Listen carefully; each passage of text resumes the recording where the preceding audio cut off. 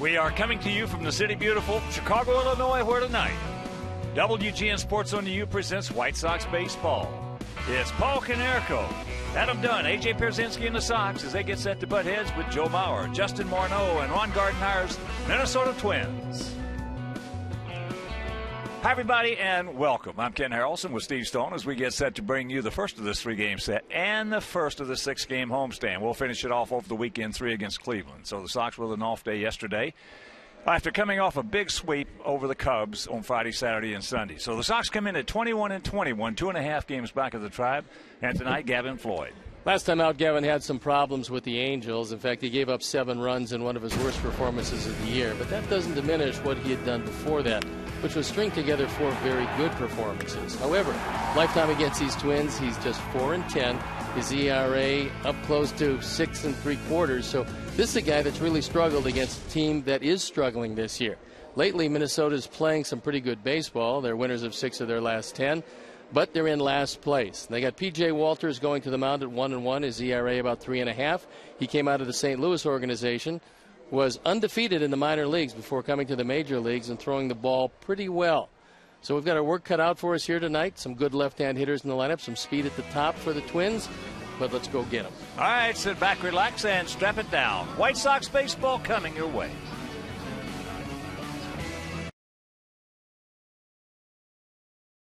By the new Miller Lite Punch Top Can. It's Miller time. By the Illinois Lottery. Do you believe in the power of possibility? The Illinois Lottery, anything is possible. And by Ford. Proud sponsor of your Chicago White Sox and proud of our Chicago-built Ford Explorer. Check it out at your local Ford store or online at localfordstores.com.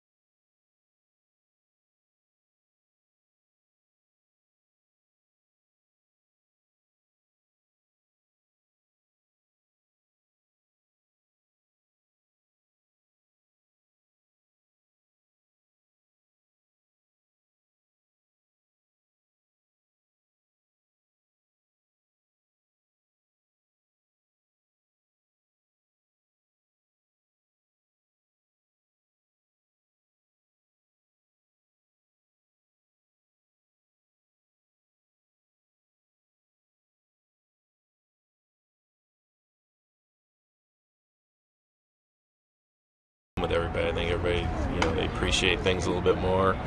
Probably hug a few more people and tell them what they really think, because you just never know. I mean, it's sad how it happened and how quick it happened. So, it's tough. I don't know how you put it to the side, but everybody's been putting it to the side while you play. It's just when you don't play, there's reminders all the time when we're walking through our clubhouse and doing things that he would normally do or say that, you think about him. And those are the toughest parts when you're actually not playing the game. Well, when somebody is as closely associated with a club as Kevin was, to the extent of trying to help guys and working day in and day out with these guys year in and year out, he was much more than just an employee of Chicago White Sox. He was a member of the family. and we all will remember him. We all had a great fondness for Kevin. He was, to me, just pure White Sox. He loved this organization, and he would have done anything for him. I'll remember him as one of the hardest working guys I've ever seen, who never really was handed anything in his life. He battled for everything he accomplished. He accomplished quite a bit. And you judge a man by the amount of lives he touched. Kevin Hickey touched a whole lot of lives. Well, he's gone, but not forgotten.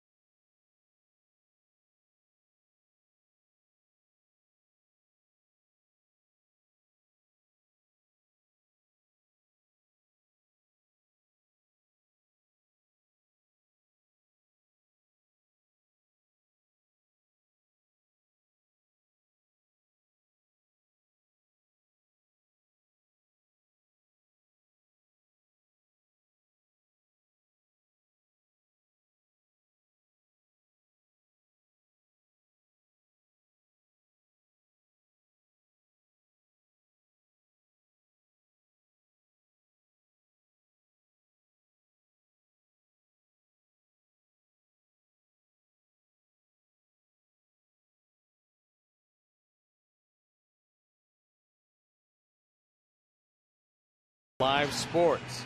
Tonight's game is available in Spanish on your SAP audio setting provided by 97.5 FM ESPN Deportes, Chicago's first and only FM Spanish language radio station for sports. Robin Ventura looking over at his ball club, who has moved to 500 after winning 4 games in a row. Looking to improve things here at U.S. Cellular Field, where the Sox are just 7-12. It's our first look at the Minnesota Twins, who are off to a very sluggish start. Ron Gardner, their longtime skipper, and a good one, sees his team at 14-27. They're 9 games in back of Cleveland, who, by the way, at this point, are losing at home to Detroit 3-2, that game in the top of the 4th inning. So perhaps there will be some ground to be gained, as Gavin Floyd will get ready to try to even up his record at 4-4 against a team that's really given him problems in the past. He's just 4-10 lifetime against these Twins. His ERA up over 5.5.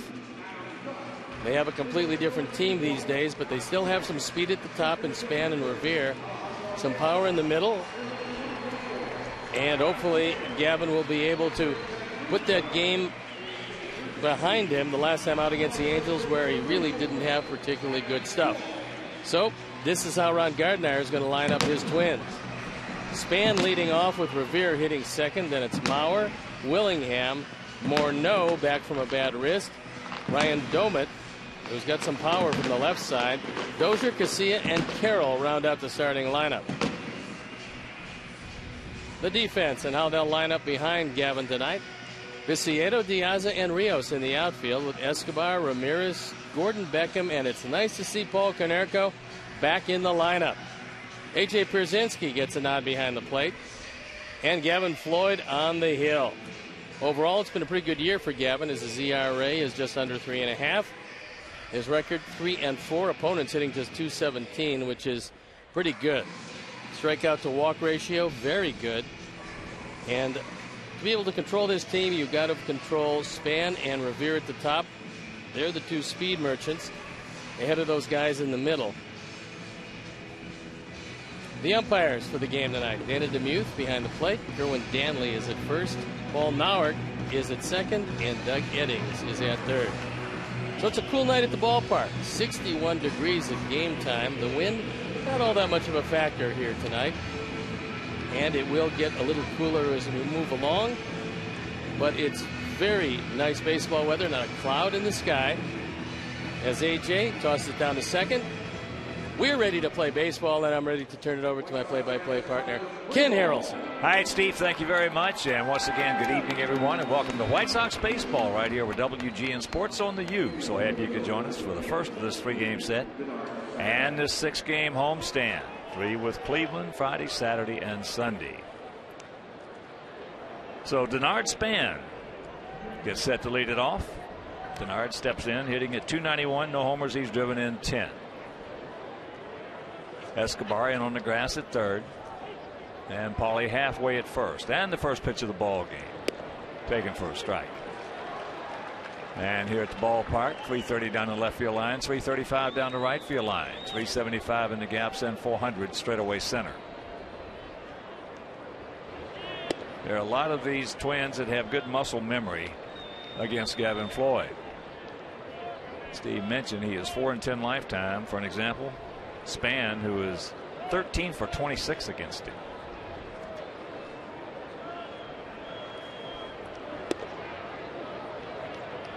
And a count 2-1. Twins come in hitting at .243 as a club with a 5.43 ERA. Ends 8-13 on the road and 6-14 at Target Field. Get foul.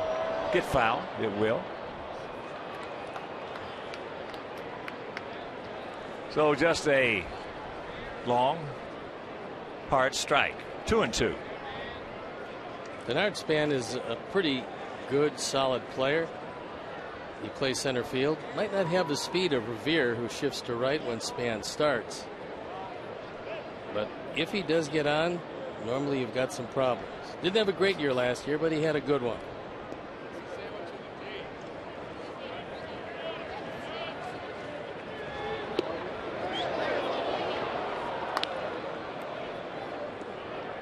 Full count.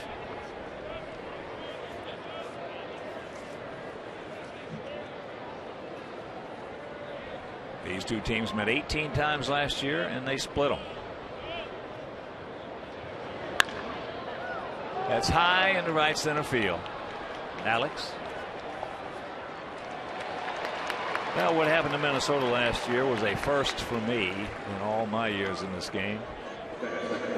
I have never, ever seen a team lose its star players the way that the Twins did in 2011. No, it really derailed their ball club, and it wasn't just the volume of injuries.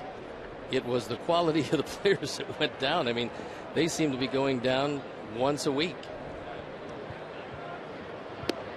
Here's Revere hitting at .313, no homers. He's driven in 1.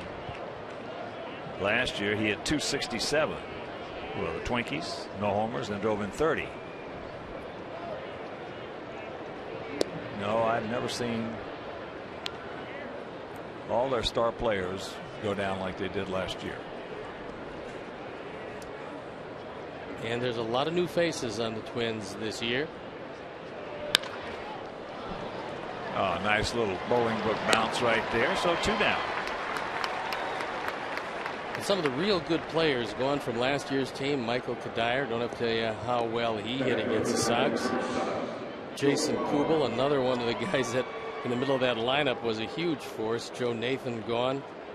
Jim Thome gone. Delman Young gone. So they've had to try to kind of rebuild on the fly. Well, Kubel and Kadire just absolutely killed us. Yep. So here's Mauer. Takes first pitch strike. 29-year-old receiver hitting at .293, a homer. He's driven in 19. Mauer, one of those guys who was injured last season. On his career, he's hitting .323 with 84 homers and 502 RBIs.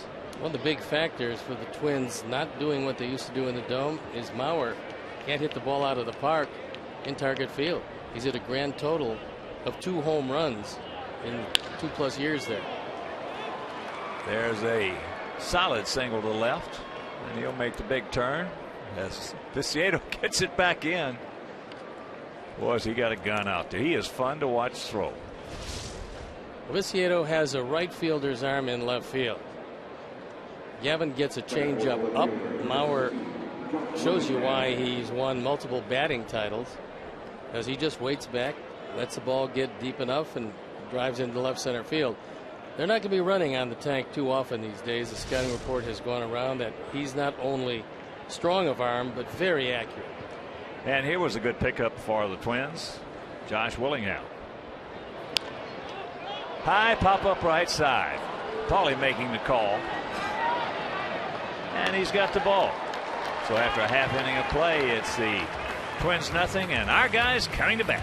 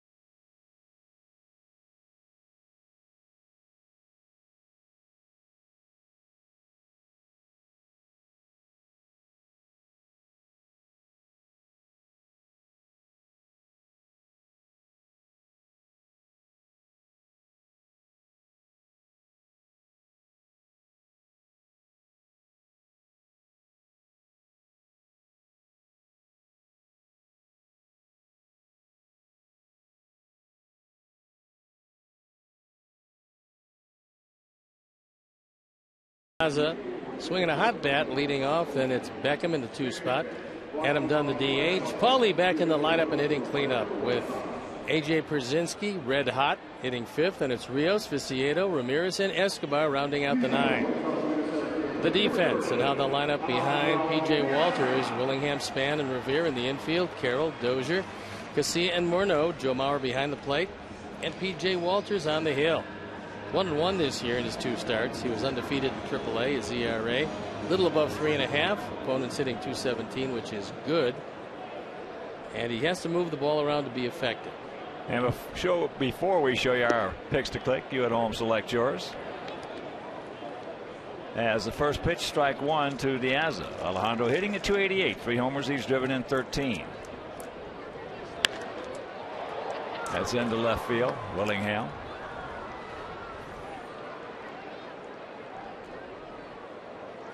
One out. Sox come in hitting at .248 as a club with a 3.75 ERA. Sox 7-12 here at home and 14-9 on the road.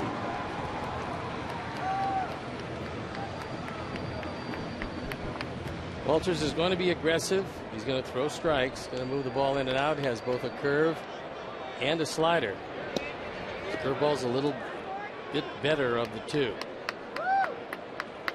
Well, he's 27 years old, 6'4", 215 pounds, out of Pensacola. That ball hit hard into left center field. Stretch! Span back. Looks up. You can put it on the board. Yes! Yes! A bullet out of here off the bat of Beckham. And it is 1-0 good guys. Mercy.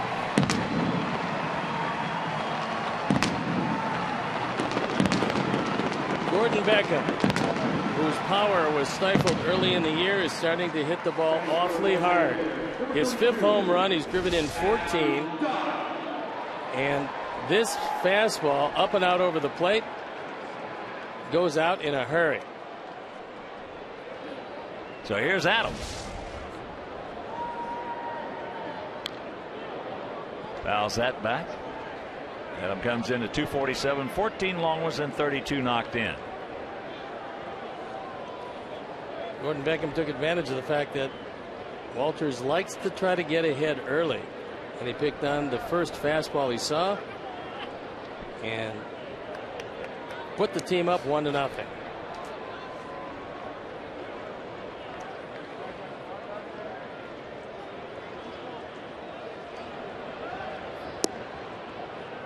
Now Walters in the minor leagues had some terrific strikeout hitting ratios.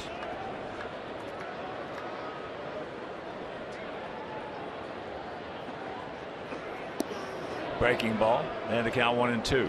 His biggest problem, because he's around the plate so much and because he's not overpowering, is he's now given up 5 home runs in 12 1/3 innings of work.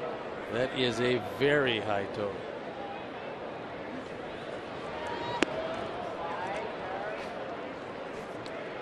Two balls, 2 strikes.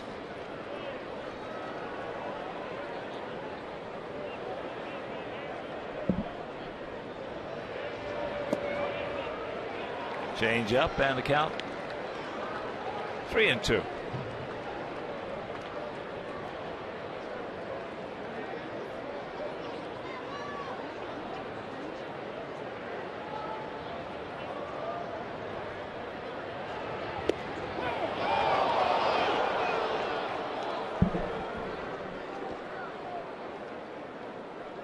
Pitch was outside. And Walter got a break there, and he tried for a backdoor breaking ball. The Xfinity pitch tracks will show you that that pitch never caught the corner, but Adam was called out on strikes.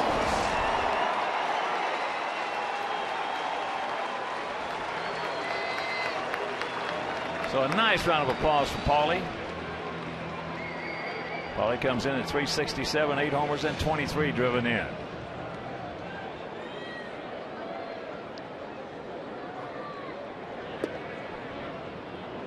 Checks it up.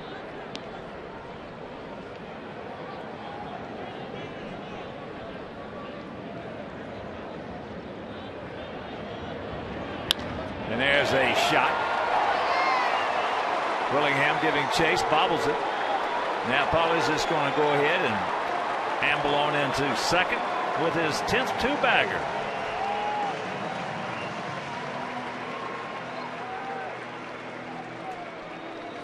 Gives you a sense of comfort to have Paulie back in the lineup in the middle.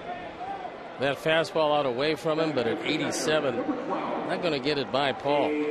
So his first at bat, coming back after being hit right above the eye, a 2-base hit.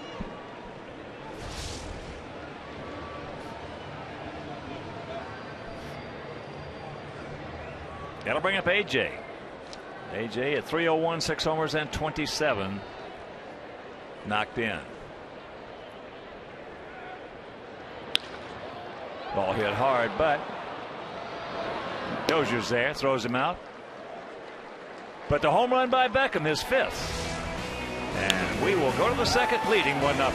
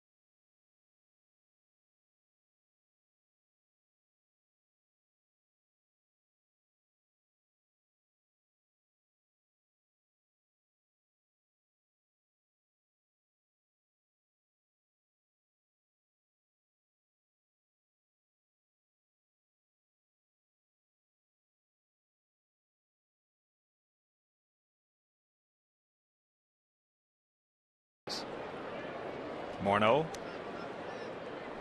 Domet, and Dozier.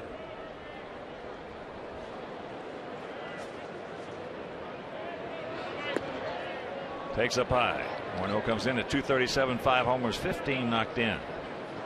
Not only did he have all kinds of problems with concussion syndrome, but he hurt his wrist, and he's just coming back from that.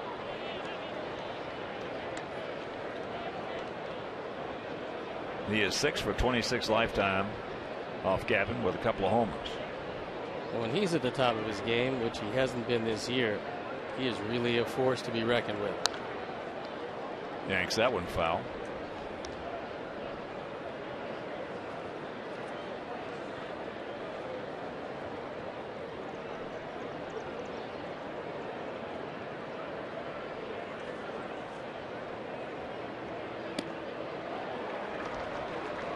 And the count 2-2.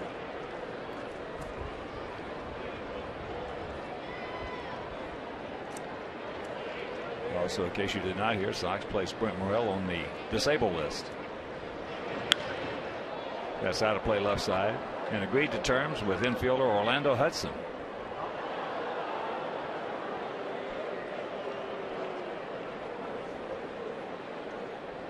I talked to Orlando before the game. He took some ground balls at third base, yet to be determined just exactly where he is going to play when he does play.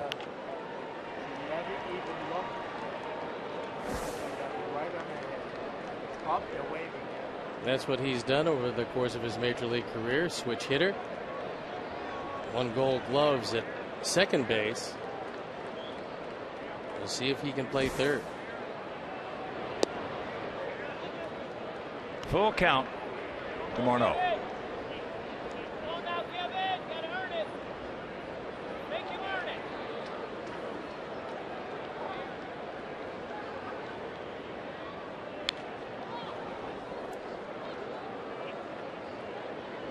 Morneau in 2006 at 321, 34 home runs. He drove in 130 and struck out less than 100 times. He was prolific in the middle of a very powerful order. And another foul.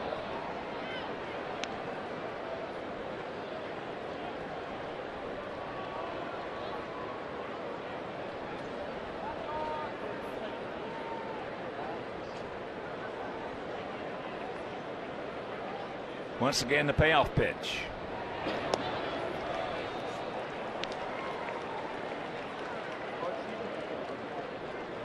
Go the walk to the leadoff hitter. And here comes Domet, switch hitting catcher, but the DH tonight. Comes in hitting at 264, 5 homers, and he's driven in 24. Surprisingly, this year he's been a better hitter from the right side, but he always has more power as a left-hand hitter. He does not run well. Good double play target.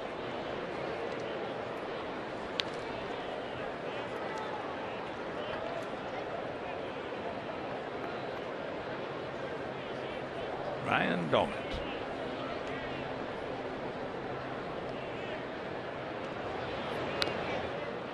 Last year with Pittsburgh, hit 303, 8 homers, and knocked in 30.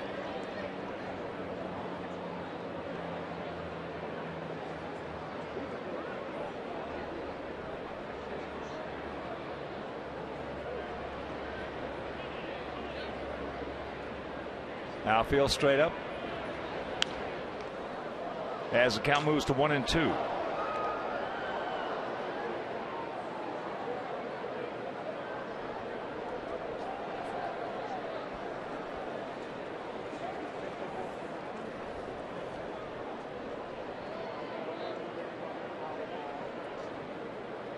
Short lead by Morneau.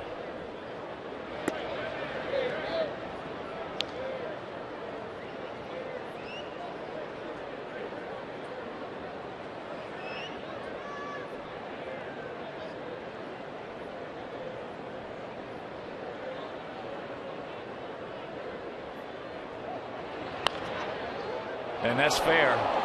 Breaking ball just got by Paulie, so that leadoff walk is going to wind up at third base. Trouble of brewing here in the top of the second. Ducks on the pond, nobody out.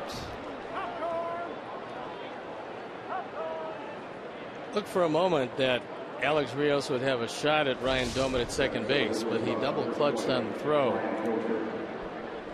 Paulie sees that ball go between him and the bag. Alex is over there, and you see right there the double clutch. It's all it took with the throw off the mark. And Doumit is in at second, representing the go-ahead run. So here's the shortstop, Brian Dozier. Hitting at .279, a couple of homers. He's driven in 8. His job is to get one in and one over. Tries to do it and fouls it back. Talk to Jamie Carroll, who the Twins got to play shortstop for them before giving way to Dozier, and he said this guy really understands how to play the game. He's got some surprising power, but he believes he's going to play shortstop for a long time in the major leagues.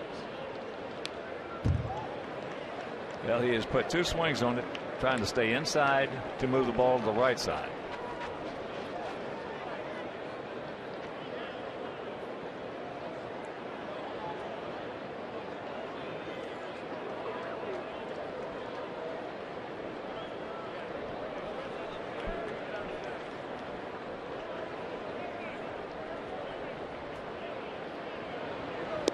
He gone.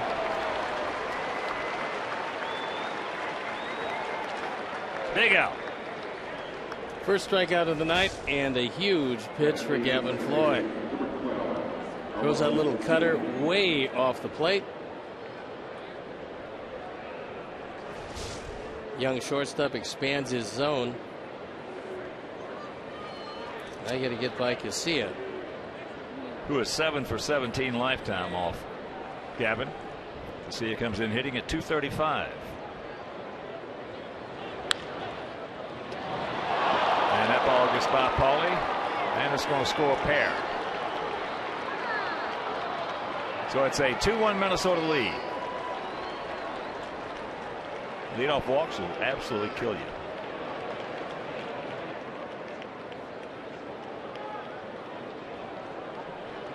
RBI 6 and 7 for Casilla. That ball stayed under Paulie's glove. And then Casilla just out races Rios' arm to second.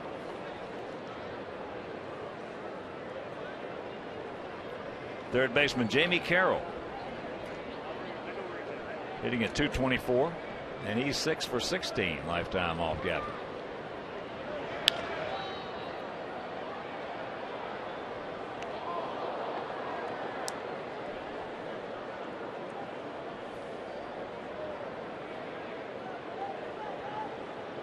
And once again, the base on balls either starts off an inning or enhances the scoring of an inning.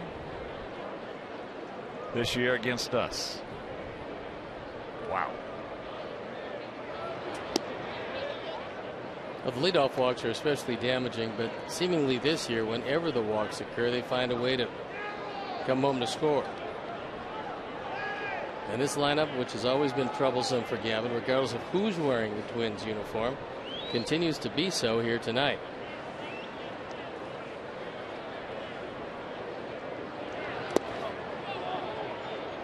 Good block right there by AJ.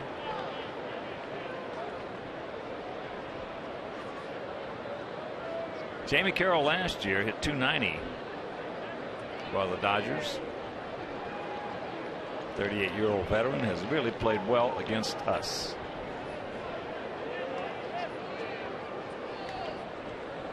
Jamie thought that he would have fit a whole lot better into the National League game, seeing as they do a lot of changing of the batting order, especially with taking pitchers down, bring in late inning substitutions. But the offer was from the Twins in the American League. They wanted him to start at shortstop. And he has always swung the bat well against anyone wearing a Sox uniform.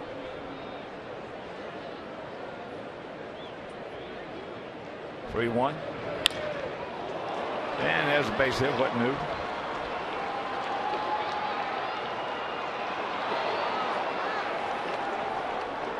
So it's a 3-1 lead. That was one of the few bad relays where the trailer goes into second base that we have committed this year. It's RBI number 11. Paulie cannot get to the relay throw, and Carroll, who's been around a long time as a heads-up player, sees that the ball can't be cut off. When that happens, you're out of a double play situation. He moves into second. Still just one out.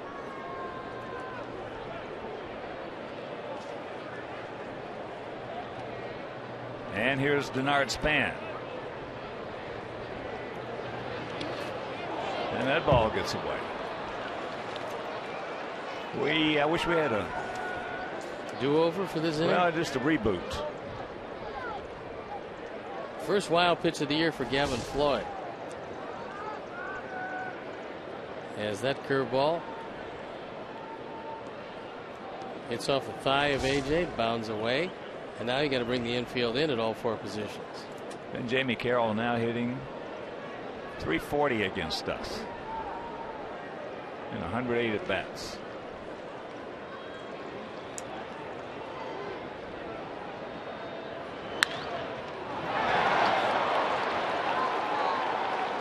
Here he knocks in another one, and it is 4-1. So the bleeding continues.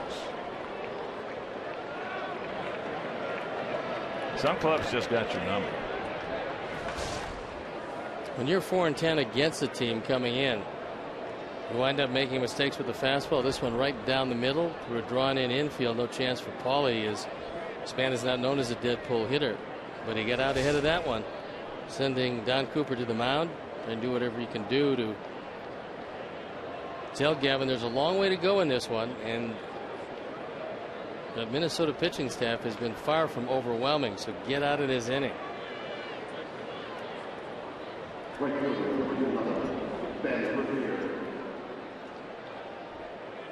Right fielder Ben Revere stands in.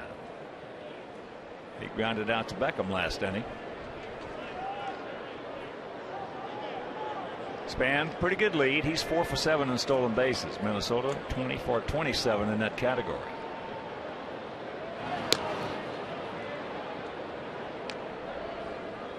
All started, if you're just tuning in, with a leadoff walk to Morneau.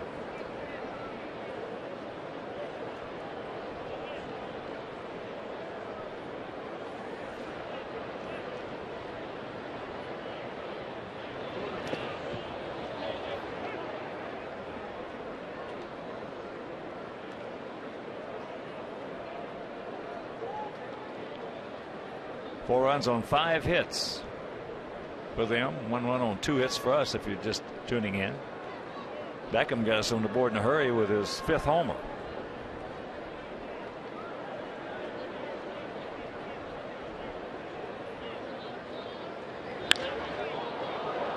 That's hit well into center field, but out number 2.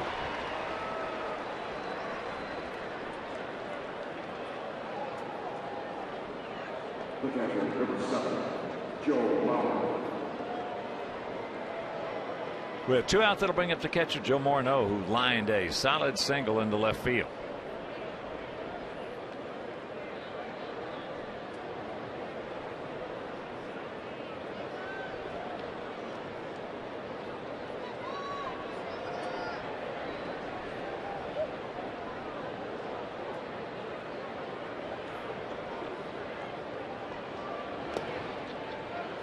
Knocked down. And Friday, June 1st, come see our White Sox take on Seattle at 7:10. All fans are invited to stay for a post-game fireworks show presented by Palmer House Hilton. Palmer House Hilton, the official Sox Fest hotel of our White Sox.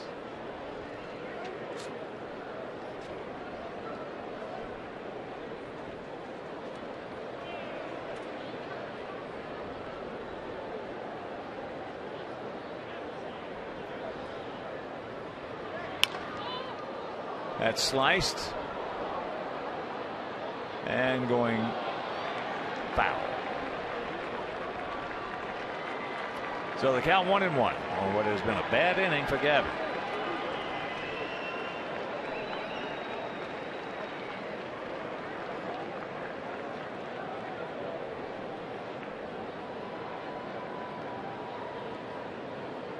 when you're facing a club where a lot of the hitters have good muscle memory against you, and you make a mistake, they hit it hard.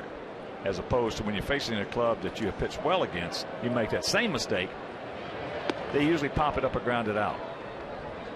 Kevin's velocity tonight is not near what it has been.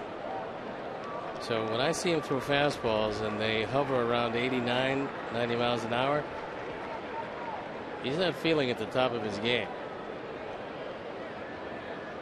2-1.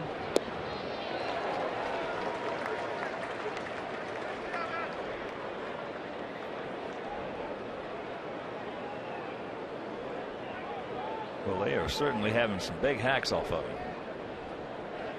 which will tell you they're seeing the ball well.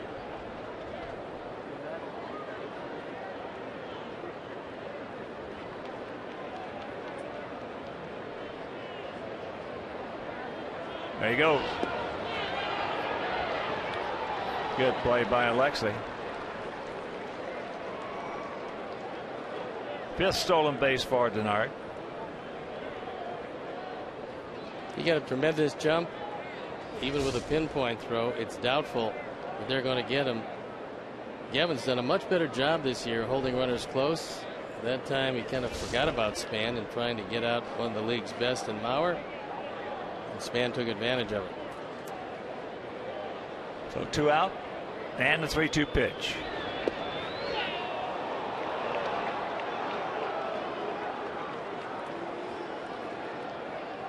Almost the same pitch that he called out. Done on. So the second walk of the inning. And the Twins bat around here in the top of the second as Willingham popped up to Paulie to end the first.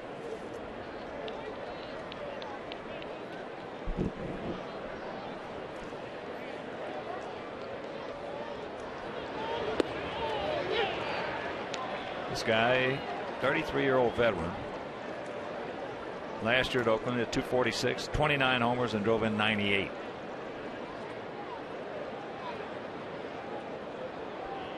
Last year was his biggest power year in one of the tougher ballparks to hit in. Willingham is a good mistake hitter. You make a decent pitch on him, you probably get it. You make the mistake and he's probably going to get you.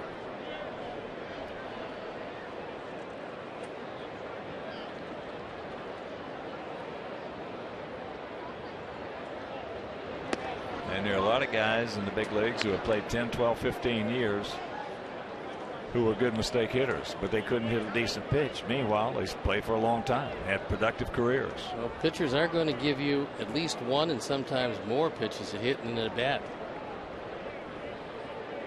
Key is when you get yours or work the count to your favor, you just don't foul it back. You hit it hard. 2 on, 2 out, 2 balls, 2 strikes. Here in the top of the second. Willingham got to the major leagues with the Florida Marlins in 2004. That's the team that drafted him. Then spent a couple of years at Washington before going over to Oakland last year.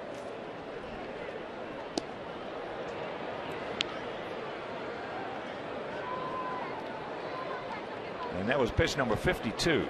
So with 2 out, full count. Runner's going to get a big jump.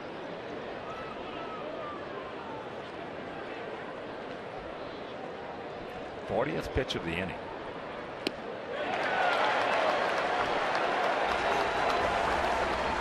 But a cricket number goes up on that board. They score 4 and they lead it 4-1.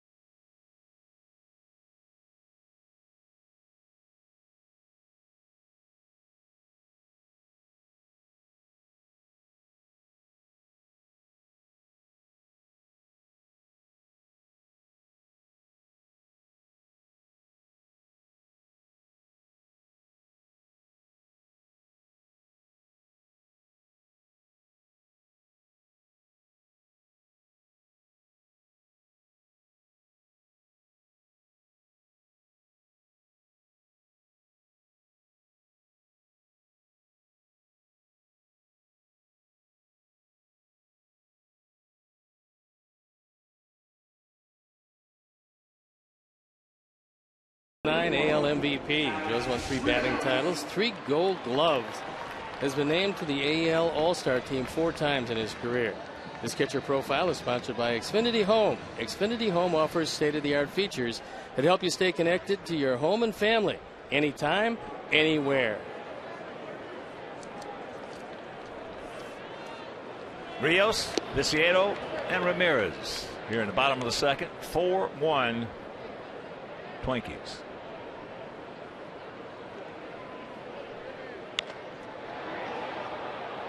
Can of corn.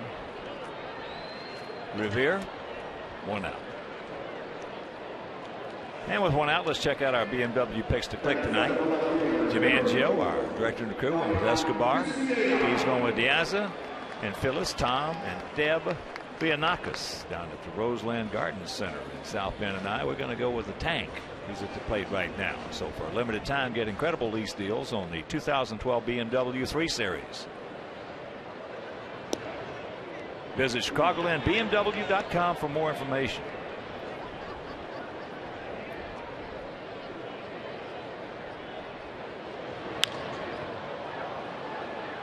That's popped up in the short center field. Span taking charge.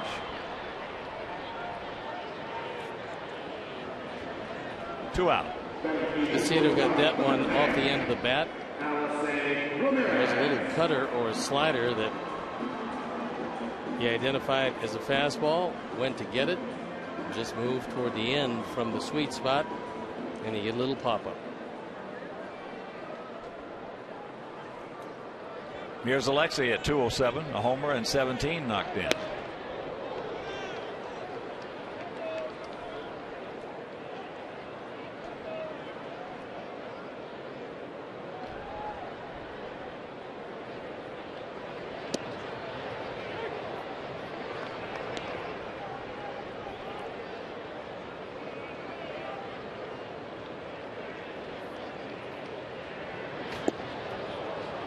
One and two the count.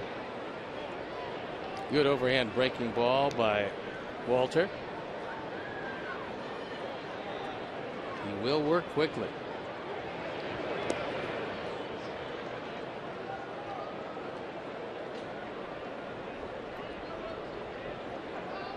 Minimum of pitches so far, in complete contrast to Gavin Floyd, who's struggled through 2.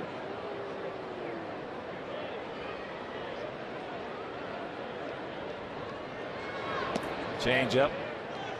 Full count.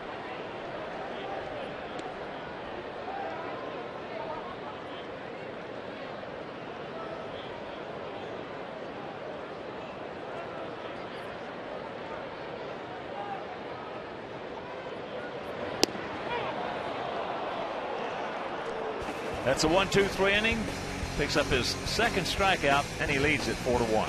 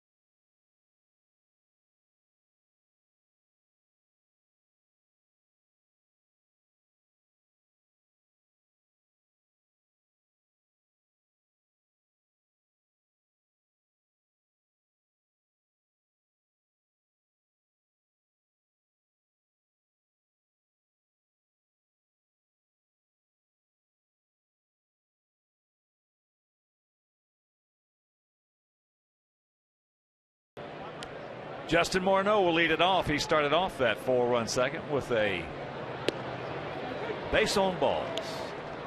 Take strike one.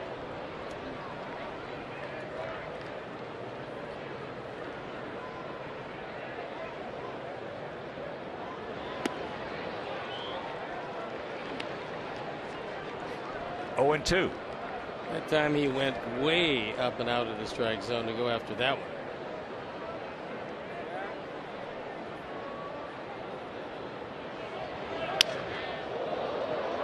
There's a broken bat pop up.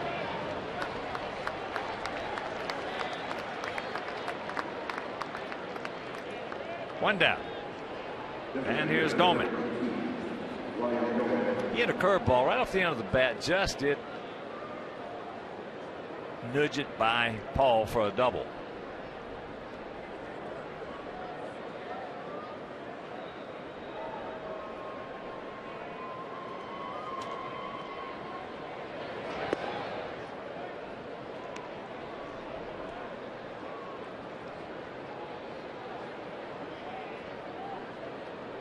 Bottom of the 6th in Cleveland, tied at 3 with Detroit. Totals on the board identical, 3-5-0. 1 home run in that game. Alex Aviles hit his 5th.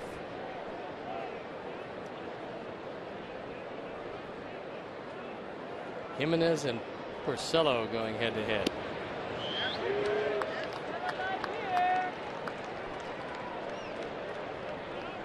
That's probably the best curveball Gavin has thrown tonight. And Doman couldn't pull the trigger. A double he hit. Didn't hit it hard. As I mentioned off the end of the bat, that was just a rolling curveball.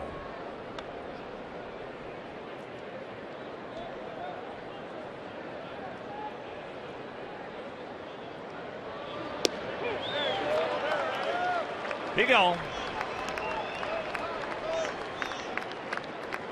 2 down. And a reminder that Monday, June 4th, well, that's White Sox Celebrity Bowling Classic presented by Miller Lite. So join the White Sox players and coaches as they trade in their cleats for bowling shoes and make a striking difference. Call 312-674-1000 or visit whitesox.com for more details.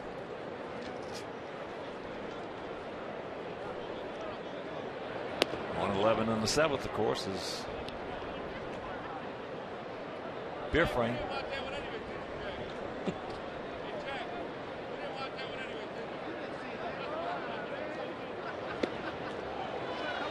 Dozier can't get it. He struck out. He was trying to move the ball to the right side with men on second and third. Nobody out. The infield was back. Tried on the first 2 and then swung at a bad breaking ball to punch out. Again, would like nothing better than to retire Dozier. Get out of the inning with a minimum of pitches. And go a little bit deeper into this game.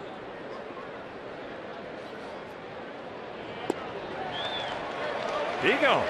Nice. 1, 2, 3. And we're to the bottom of the 3rd. We need 3 to tie.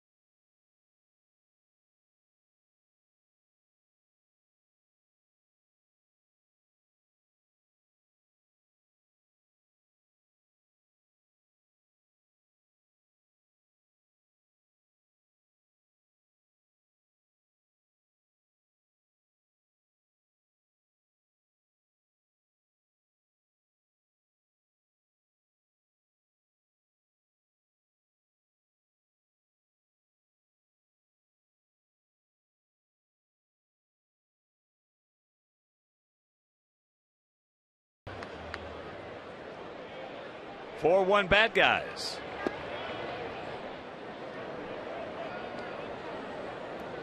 Eduardo Escobar will lead it off. Corners in close. Turns it loose. And the count evens at 1. Well, he faked a bunt on the first pitch, bringing Carroll way in on the grass. Same with Morneau. You'd love to see him in and then slap the ball by it.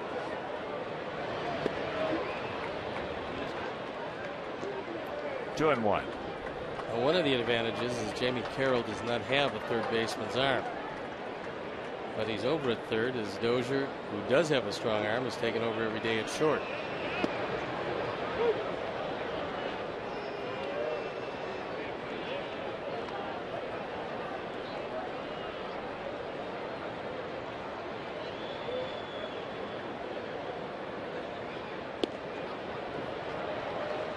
Got to backdoor it. So a full count. Start us off right here. Eduardo. Ball full base hit. Alejandro in the on deck circle has been hitting the ball consistently right on the butt.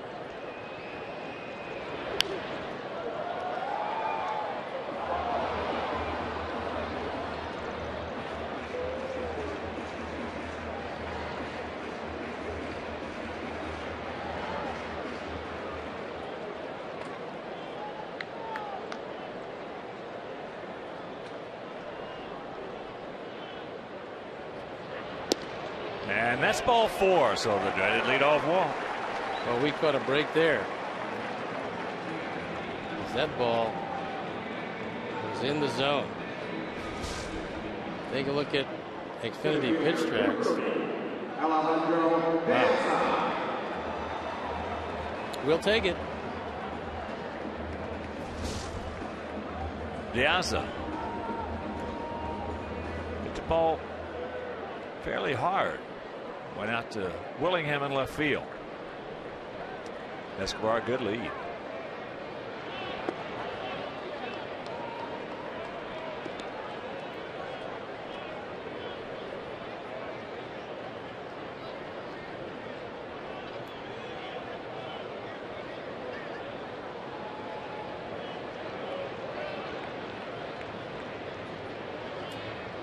Another good lead. Long set. And the catbird seat, 2-0. Mauer's got a very good arm. He's accurate. Pretty quick release, especially for a big man. And he is a big man behind the plate.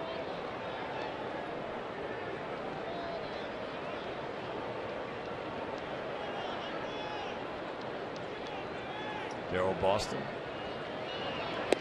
As there's the strike, coaching at first base tonight.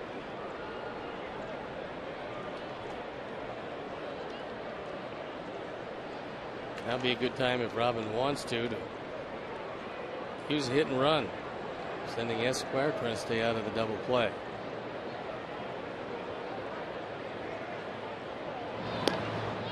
Apparently Walter felt the same way.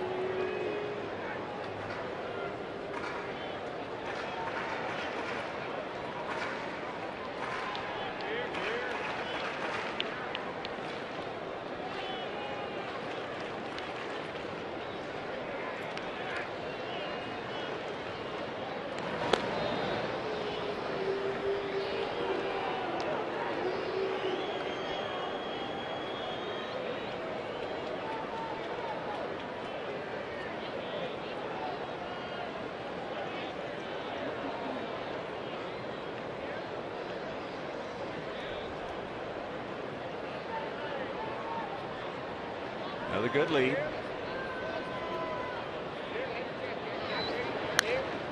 Shot right to Morneau. Double play. 2 down. Nothing Escobar could do. That ball was behind him anyway. But unfortunately, Alejandro again hits a bullet. This time right at Morneau. He just turns, faces the plate. The ball is in his glove, and Escobar is hung out to dry.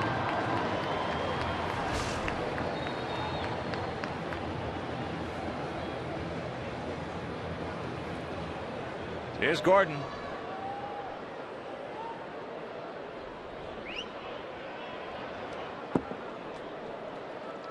Held onto it a little too long, I think. And let's check out our fourth drive of the game coming in the first inning. At the time, put our ball club up 1-0. But the Twins went on to put a 4 spot up in the top of the second. Changeup. I don't know if they can see it from down there, but he gives that away. There's another shot into left field, and Willingham's going to come on, stay with it, and make a nice catch. That's a hang with him for Beckham. Meanwhile, that's 7 in a row. Check that. 2 in a row.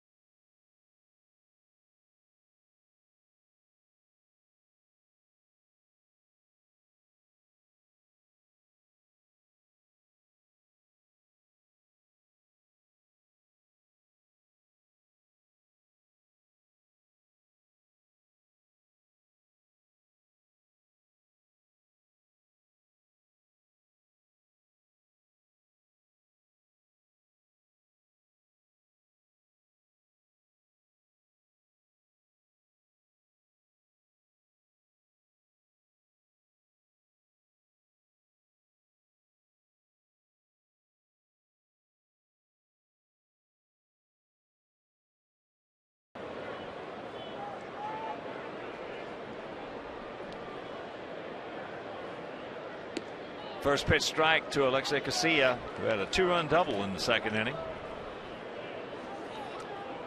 Casilla now 8 for 18 lifetime off Gavin. 6 left-handers in the lineup tonight for Ron Gardenhire. Almost all of them pretty good contact hitters.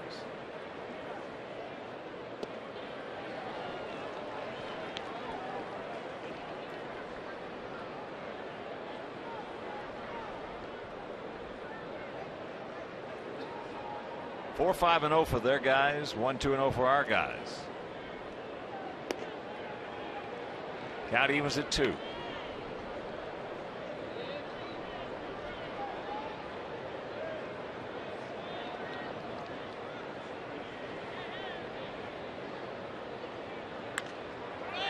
And that's popped up left side.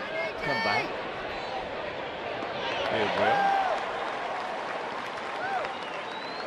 1 down. And we mentioned Darrell Boston was coaching at first base tonight. Harold Baines did his daughter's graduation.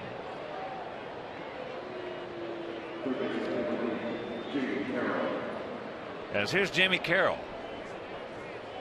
He had an RBI single and scored a run in the second. Carroll, a great handler of the bat. He can bunt when it's called on, hit behind the runner.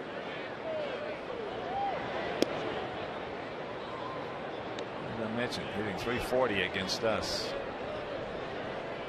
Lifetime. Indians have just taken a 5-3 lead over the Tigers.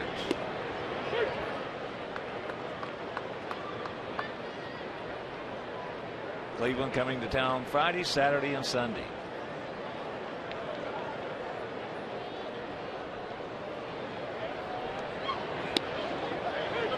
Checks it up, takes a strike, and the count 1-2. Tomorrow night here, Chris Sale against Scott Diamond, a couple of southpaws. Then on Thursday, Philip Humber against Jared DeVries.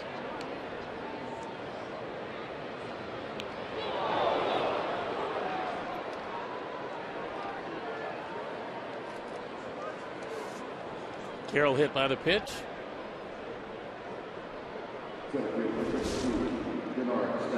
So they go back to the top of the order. Denard Span, who's 1 for 2 with an RBI and a stolen base. Despite the fact that he's 38 years old, Carroll will run. 4 out of 7 in the stolen base department.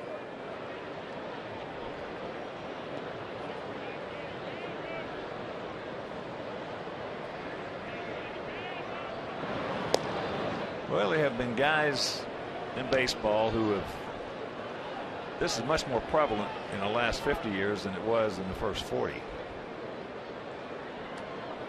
who have pushed the bar for age limits. Yeah, I mean, well, they're 12-month athletes now. They never used to be. So you'd age much more quickly in years past. I remember when the magic number, the negative magic number, was 30. And I remember that the guy who pushed it past that was Pete Rose. He pushed it up to 40. And we've got a guy out there in Colorado now that's pushing the bar a little higher. Jamie Boyer? Yeah. Especially coming from a pitcher. That's unbelievable. Well, especially conventional pitcher. I mean, you can envision knuckleballers going maybe way late in their careers, but Jamie, the conventional pitcher, had some problems last night, giving up a grand slam, losing the ball game. The fact that he's still out there at 49 is close to miraculous. 2-0 the count.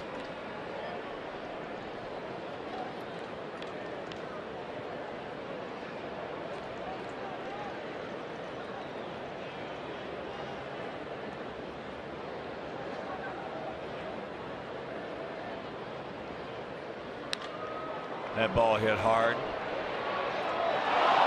And Alex could not make the catch.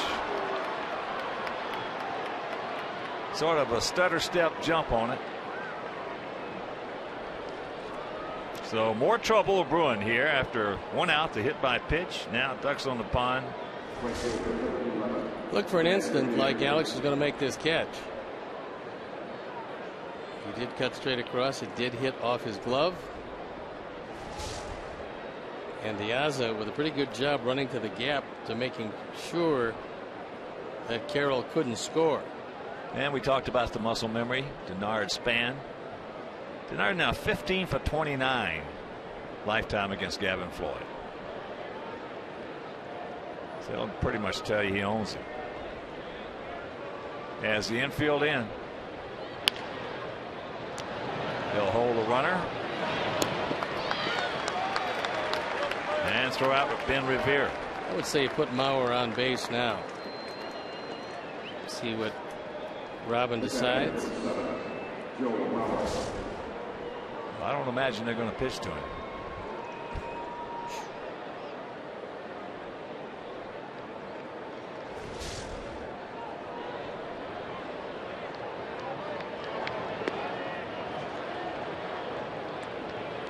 So Willingham, the cleanup hitter, will get a chance with the sacks packed with Twins.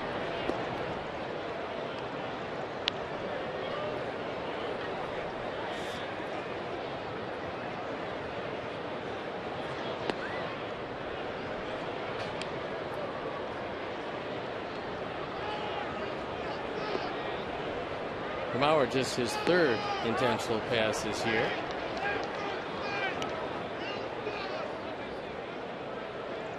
So they walk Mauer to get to the left fielder, the cleanup hitter, Josh Willingham, who has popped to first and struck out.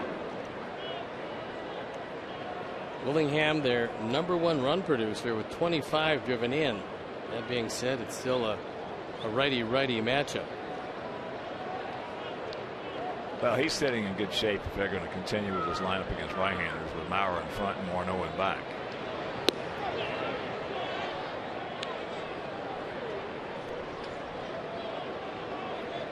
That's about as much as you can protection you can give a cleanup. Yeah, if Morneau is going to start to pick it up and beat the Morneau we remember, that's a great place to hit. Fouls that back to our right.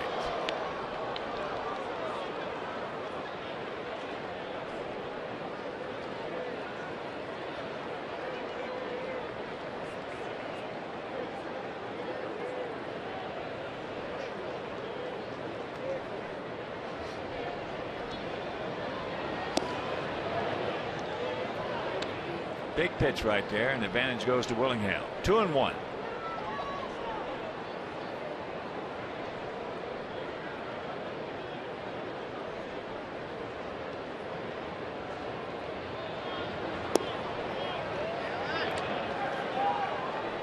Now the catbird seat. Tried 2 cutters in a row, both in the same spot. Willingham was having nothing to do with either of them.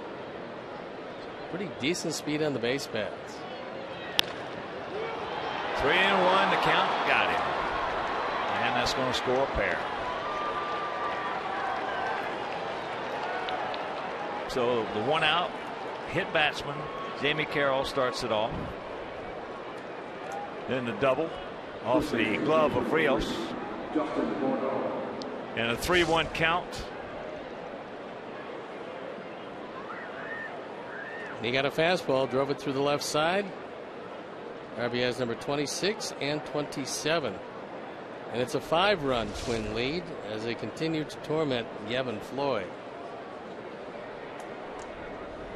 Well, here's Morneau. He started off that 4-run second with a walk. And that ball's hit deep. And now make it 9-1. Some teams just got your numbers. It's that simple.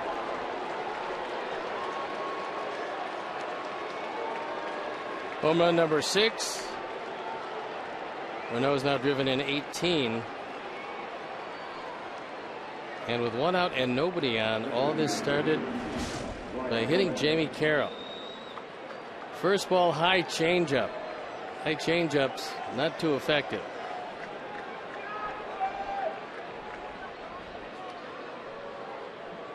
A 4-run second, so far a 5-run fourth.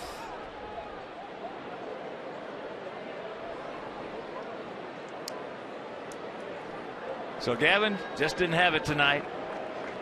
He departs. Zach Stewart comes on, and we'll be back. Welcome to the White Sox number 48, Zach Stewart.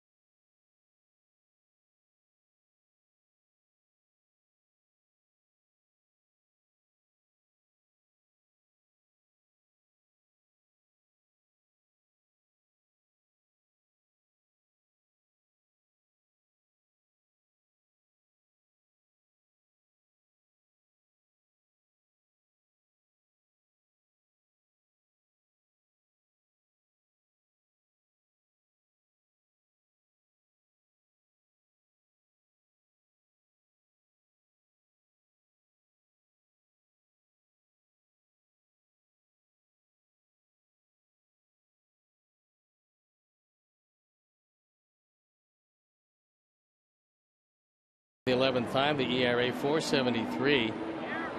Inherits the bases clean, and for Gavin Floyd, a real tough night.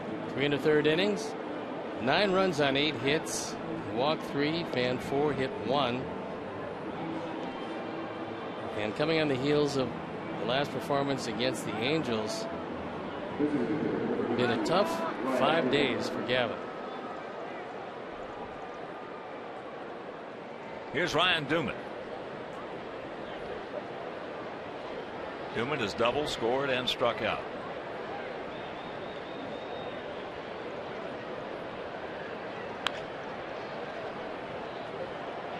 That's fair ball. And that'll retire the side. But they come up with a 5 spot. They lead at 9-1.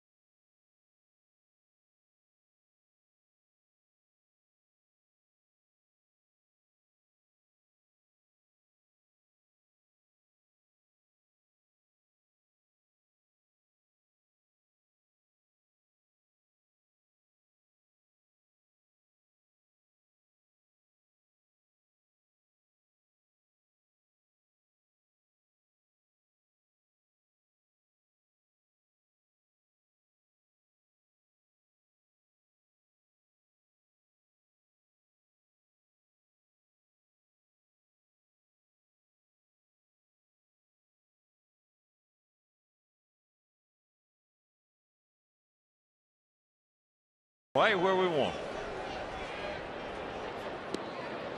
Lull them into that sense of complacency. False sense of security, thinking they have a big lead.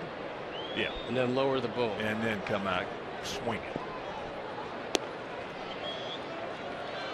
Adam called out on a bad pitch his first trip.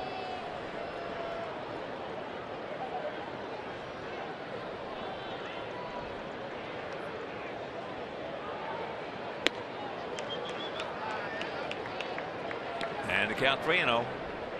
Better get somebody up.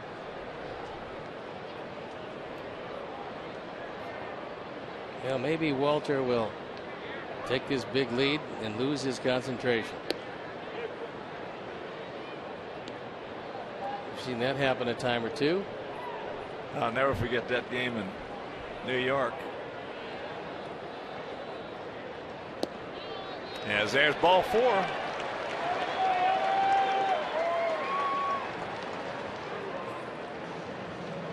Red Sox scored 9 runs in the top of the first inning. And Roger Clemens was on the mound for Carmine. And I said to my partner, I said, you can wrap this one up and send it to Cooperstown. Roger never got out of the second inning. That didn't happen to him too much, I'm sure. No. You got to take your chances with 9 and Roger. Yeah. Here's Paulie. He doubled. Down in that left field corner. And all of a sudden, Walter has lost command of the strike zone. Well, he's complacent now, and all of a sudden he's going to have a little mental chaos out there. Have trouble getting it back together.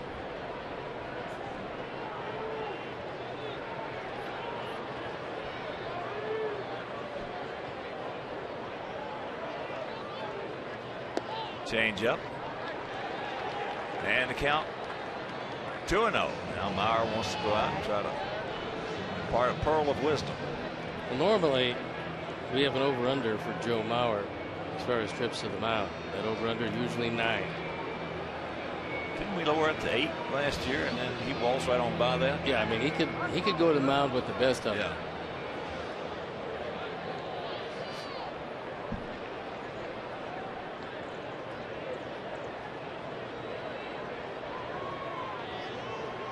The 2-0 pitch. 3-0. You mentioned Cleveland leading Detroit 5-3, top of the 7th at Progressive Field. Yankees leading Kansas City 3-2, top of the 8th in the Bronx.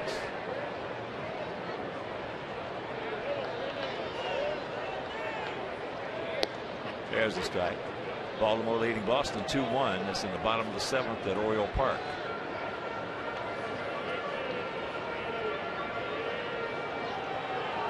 Nasty Nats leading the Phillies 5-2, bottom of the 8th in Philadelphia. Well, Washington has had some pitching this year. Out and around it. Down 1, and they'll turn it over. So very quickly, the threat of having 2 on, nobody out is nobody on and 2 out.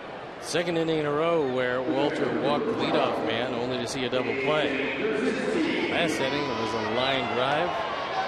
This inning, soft ground ball. Both equally as effective. So here's AJ. AJ hit the ball hard to the shortstop. Tampa Bay leading Toronto 7-5. That game in the bottom of the 6th at Tropicana Field. Cubs and the Astros tied at 1, bottom of the 4th at the Juice Box. First pitch strike. Marlins starting to crank it up. They lead the Rockies 7-4 down in Miami. Game going to the 7th.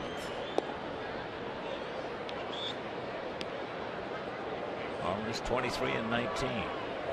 Tough start.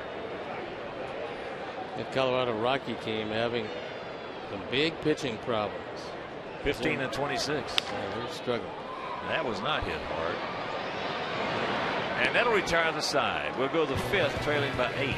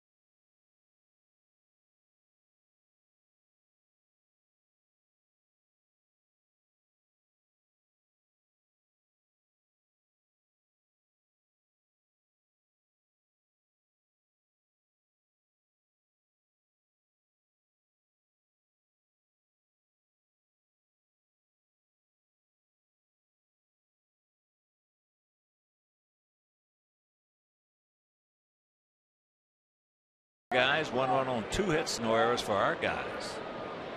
Here's Dozier, the shortstop. Takes ball 1. He's 0 for 2, a couple of strikeouts. Dozier just 25 years old. In his minor league career, he was a .307 hitter. 1-1 to count. Very steady shortstop with good hands and a strong arm.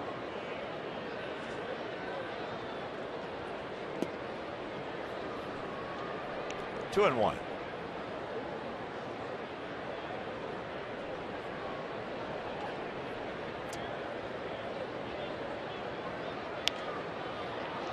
And that's going to be foul and a souvenir. Twins are going to need some building blocks as Terry Ryan takes over for Billy Smith.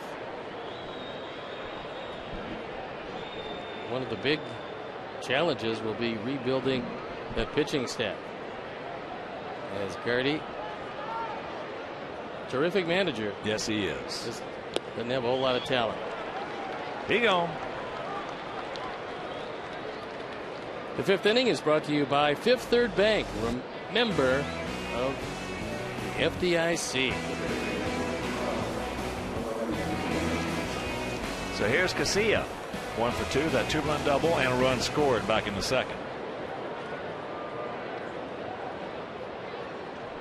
Yeah, Gardy last year with all those injuries. Never one alibi, never one excuse. You play with the guys you have.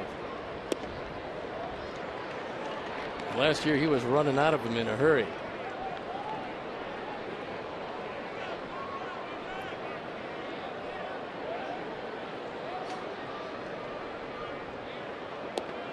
That's that old saying. You can learn a lot about a guy playing golf with him or playing cards with him. You can learn a lot about a manager when he has a tough year, especially through injuries. As he gone, 2 down.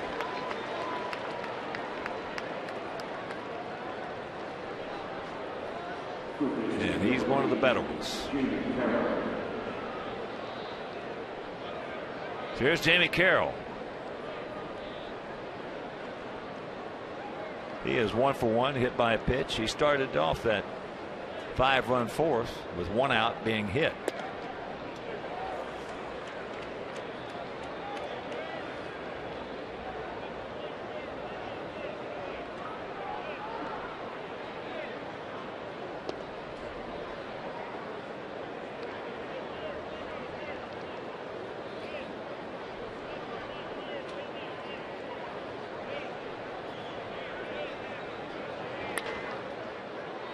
Nice little bounce, nice little pick, nice peg, nice play. And that's a 1-2-3 inning. We're halfway home. That's it. We need a lot of runs.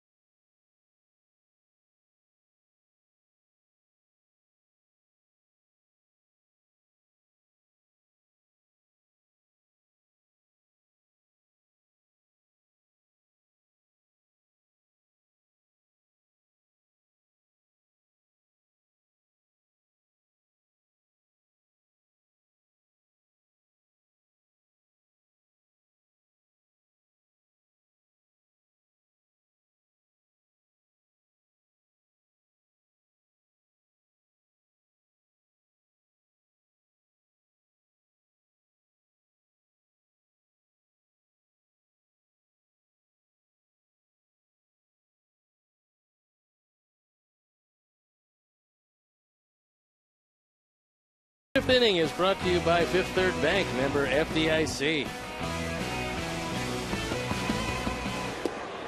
Breaking ball strike. Alex Rios leading off here in the bottom of the 5th. Alex went out to his counterpart, Ben Revere. 9-1. He didn't want to do that.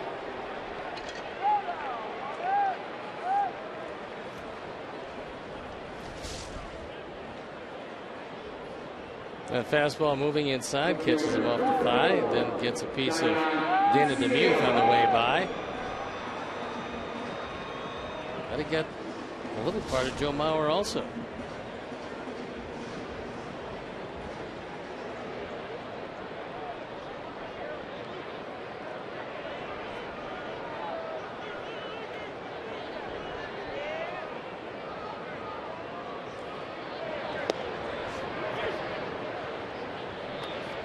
Tank takes strike 1. He is 0 for 1. Popped up to Span in center.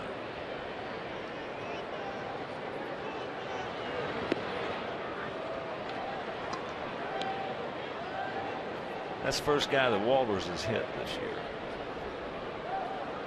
7-game hitting streak. And Viciedo has been red hot. And this guy seems absolutely made for him. It's going to be the 3rd double play.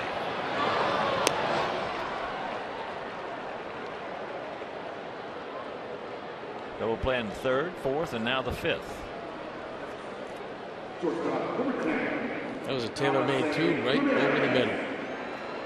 And a reminder, you can organize a group outing of 20 or more guests during the season. You can purchase a block of tickets or enhance your outing by upgrading to a pregame patio party, Diamond Suite, or one of our other great party areas. So call 312-674-1000 and visit whitesox.com. That's the Bertucci boys out there. As Alexei can't get it. Of the original starting 5 pitchers that was supposed to be for these Twins, only Carl Pavano is around, and he's got a sore arm. That ball here deep in the center field. The Span is there. And that'll retire the side. So the 3rd double play helps things out for him. And after 5, it's 9-1.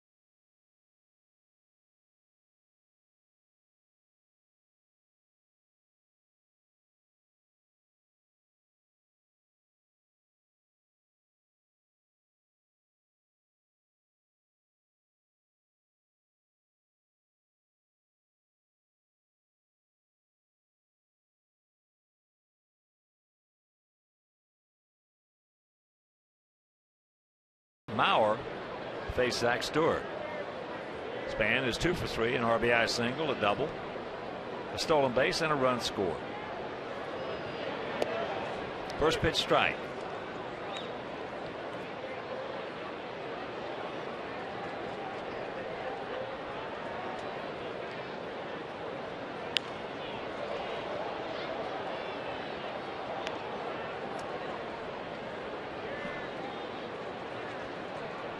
0-2 the count.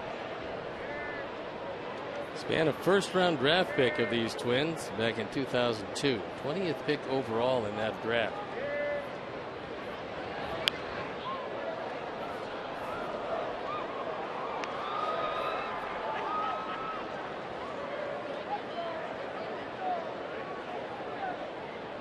Last year, like a lot of these Twins, an injury-plagued year for him.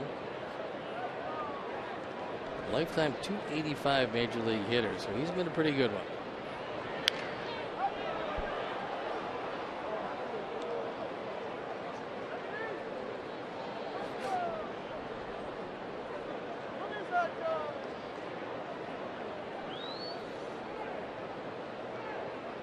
First of 3 against these guys. First of 6 on this homestand.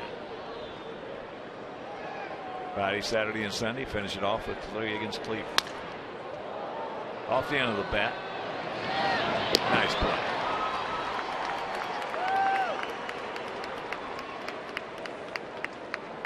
One down. The bat cracked. Lexi comes across. Plenty of arm to get the job done. After this homestand, it's on to Tampa Bay for 3 before coming home for a long homestand. Seattle, Toronto, and Houston.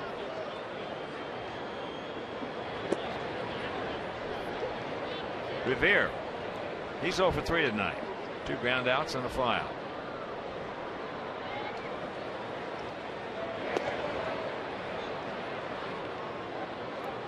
Two and 0.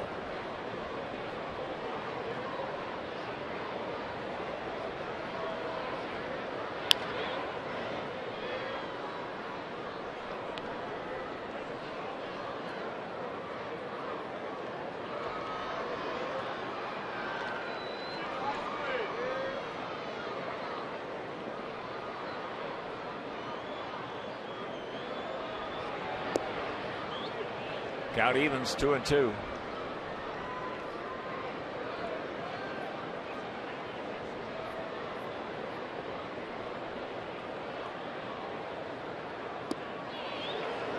He gone. Good changeup by Zach. Had Revere well out in front of it. Good one. So 2 out to Mauer.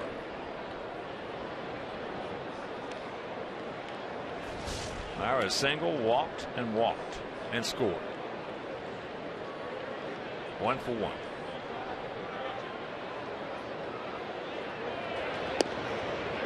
And first pitch strike.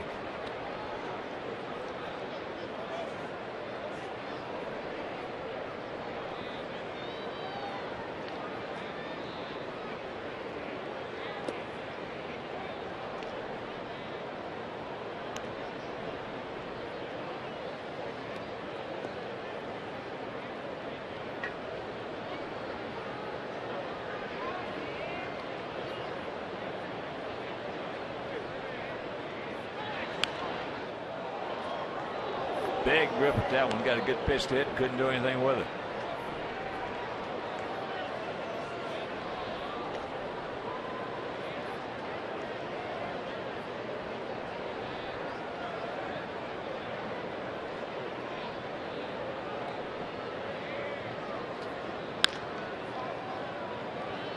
Gordon's got him. And another nice inning for Zach Stewart. He's retired the last 7 he has seen, but we trail it by 8.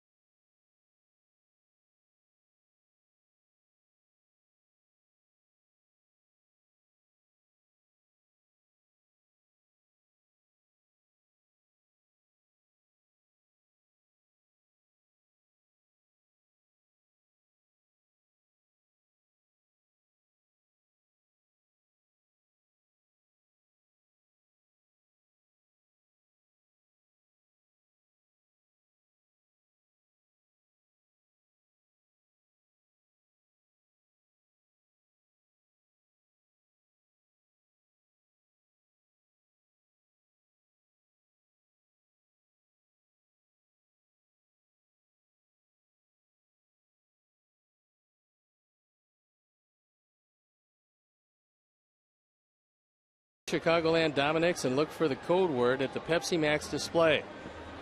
Send a postcard to WGN TV and you could be throwing out the first pitch at U.S. Cellular Field. Pick your pitch from Pepsi Max, Dominics, and WGN. First pitch strike to Escobar, who walked to lead off the third.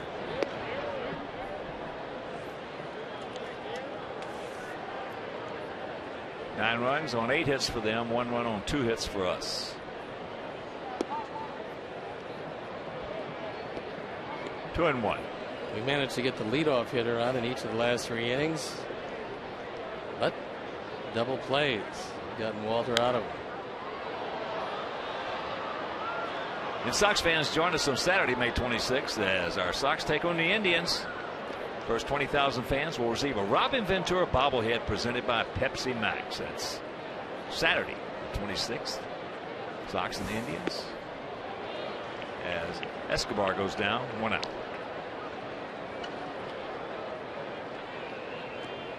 Third strikeout for P.J. Walter.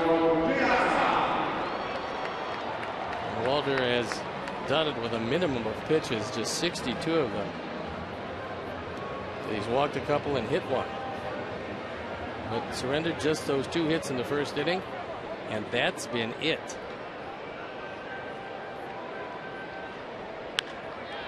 Piazza hits it hard but foul.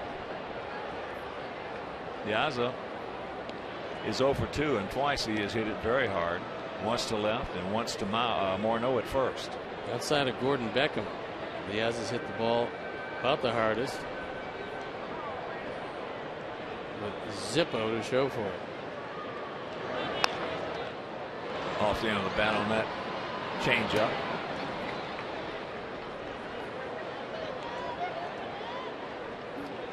Two out. That'll bring up Beckham. And here's what he did in the first inning. 5th home run of the year as Gordon is starting to heat it up. Then he was robbed of a base hit in the 3rd inning by Willingham. That ball hit hard, but Willingham back makes a nice catch right in front of the Comcast Sportsnet sign. Another quick inning and we'll go to the 7th.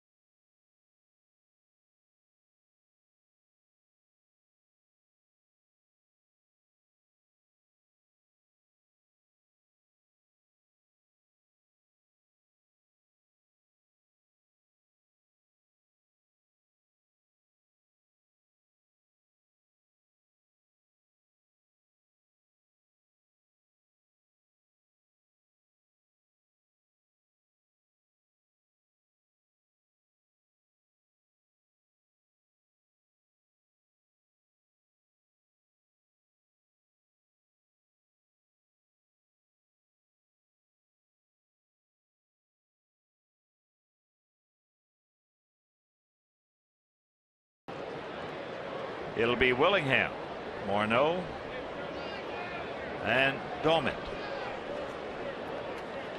9-1 Minnesota. First pitch strike to Willingham, who is 1 for 3. A 2-run single in the 4th inning. If you're just tuning in, we scored 1 in the first, the homer by Beckham. They scored 4 in the second. They scored 5 in the 4th. And the count 1-2.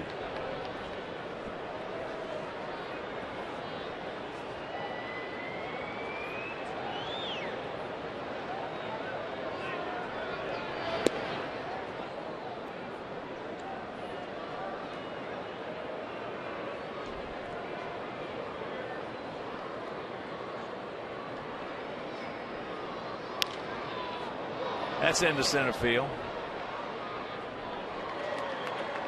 And that's out number 1. And a reminder, our Sox and the Cubs, well, that rivalry continues as the winner of the series takes home the BP Crosstown Cup. It means we've got it because we won it. And we cannot be beaten this year. But that'll be White Sox Cubs right here June 18th, 19th, and 20th.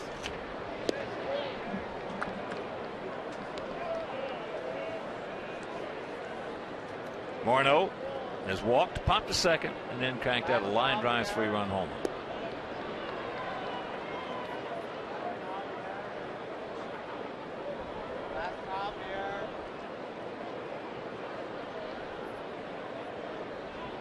Chris Sale tomorrow night against Scott Diamond. 25-year-old southpaw for them. Sale, 23-year-old southpaw for us. If you can't make it to the ballpark, that game will be over Comcast Sportsnet. In fact, the next 2 will be right over Comcast Sportsnet. Diamond has been one of the real bright spots since coming up from the minor leagues. He's made 3 starts. He's 3-0, ERA of 1.5. We saw him last year. He knows how to pitch. He looks good. He looked good against us.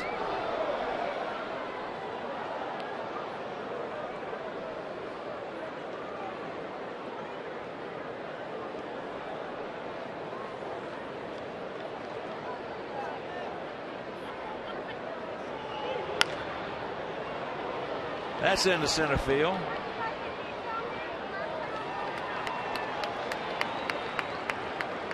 Two down. Zach throwing strikes and changing speeds.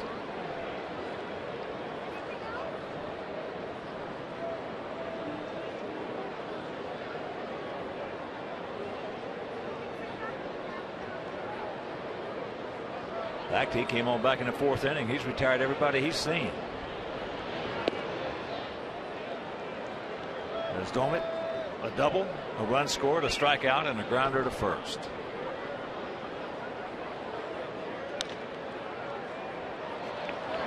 And there's the first base runner against Zach.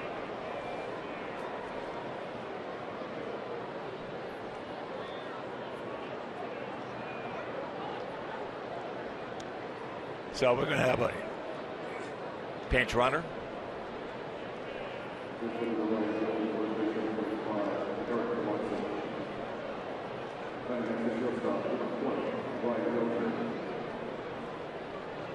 Eric Komatsu comes on to pinch run.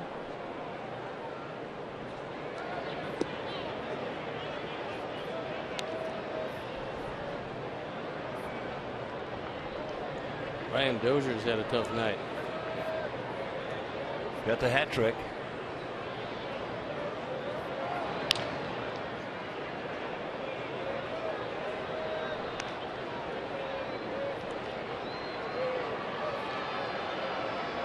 Cleveland still leading Detroit 5-3, bottom of the 8th at Progressive Field. Threatening for more.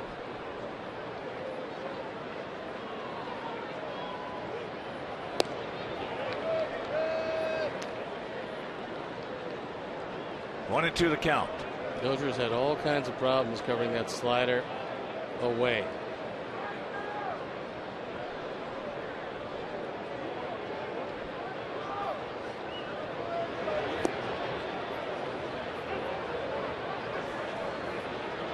Cubs and the Astros still tied at 1, bottom of the 6th in Houston.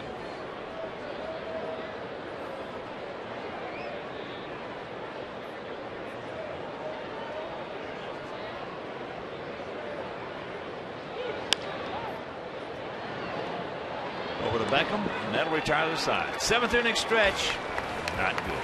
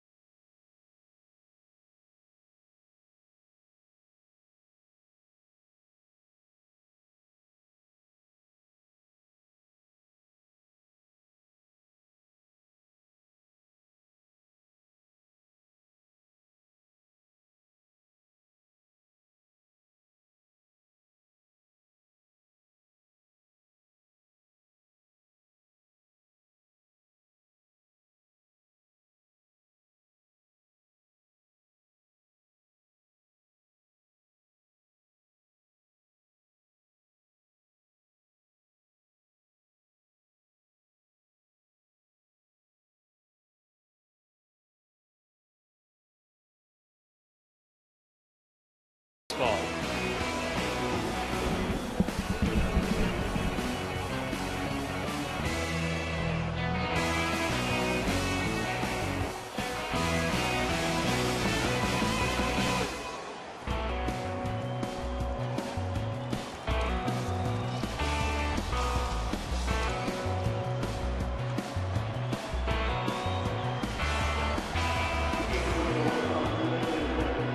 Adam Dunn will lead it off here in our half of the 7th.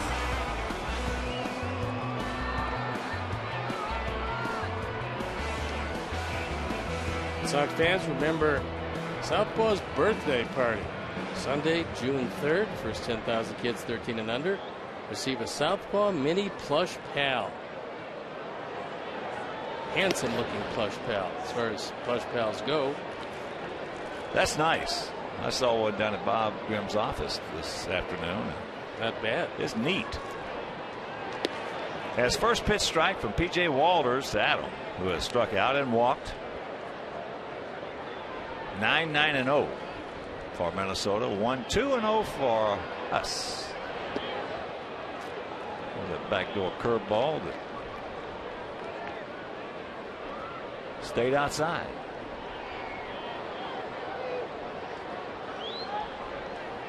Will Ohman loosening up as Zach Stewart has done quite a job in relief of Gavin Floyd.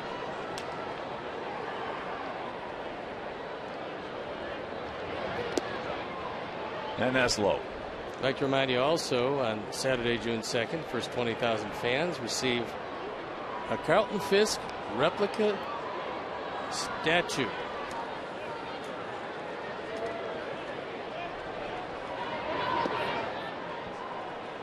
Of hole number 72.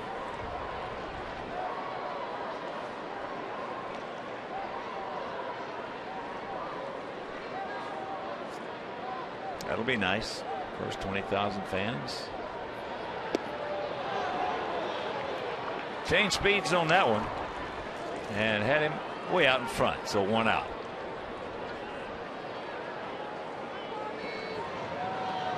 Here's Paulie. Paulie is 1 for 2. A double. Line shot down the left field corner in the first inning. Then he hit into a 5-4-3 double play. After a shaky first inning, Walter has been, well, he's been pretty close on hittable because he hasn't given up a hit.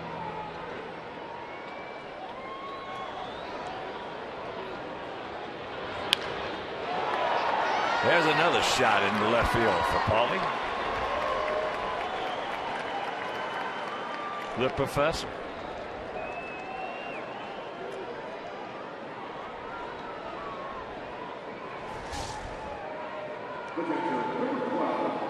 Last guy got a hit, Paul Konerko. Next guy to get a hit, Paul Konerko.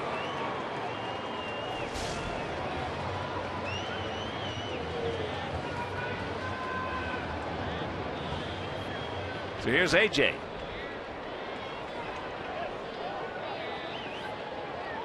AJ twice is grounded out to short, once hard and once soft.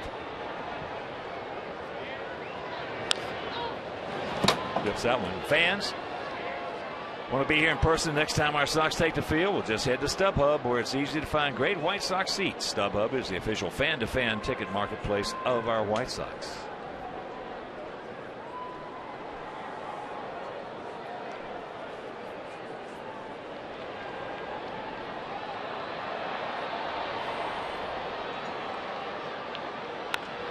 Well, that's hit hard.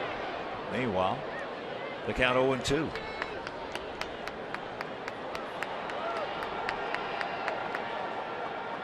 AJ hitting at 297 to go along with 6 homers and 27 knocked in.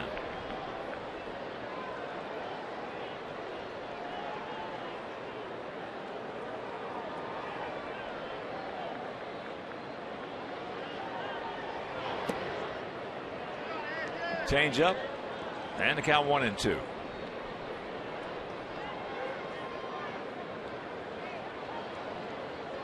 About to deliver pitch number 76, which, with one out here in the 7th, is a very manageable total.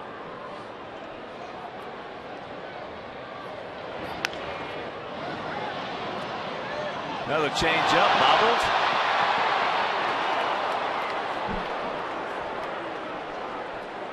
But they get him.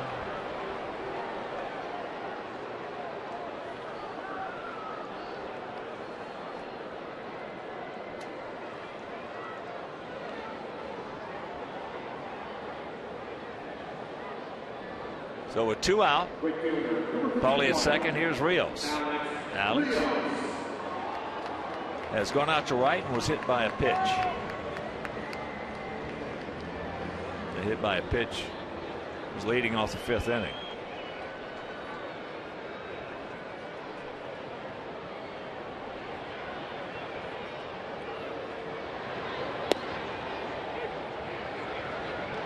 Checks it up and takes strike 1.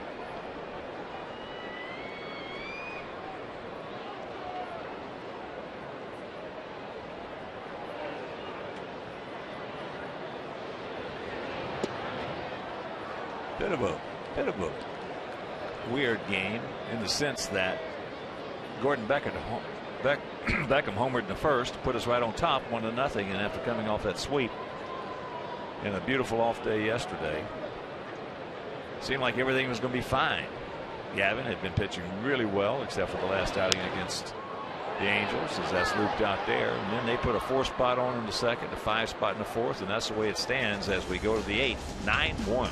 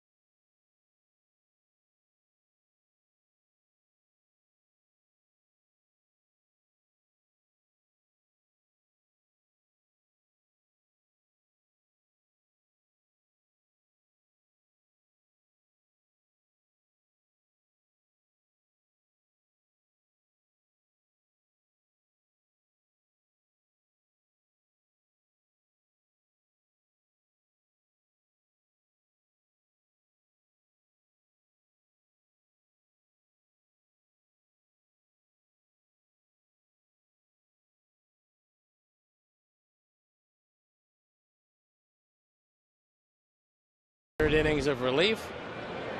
He fanned 3, gave up just 1 hit in relief of Gavin Floyd. The Anything's Possible replay is brought to you by the Illinois Lottery, who each day make anything possible.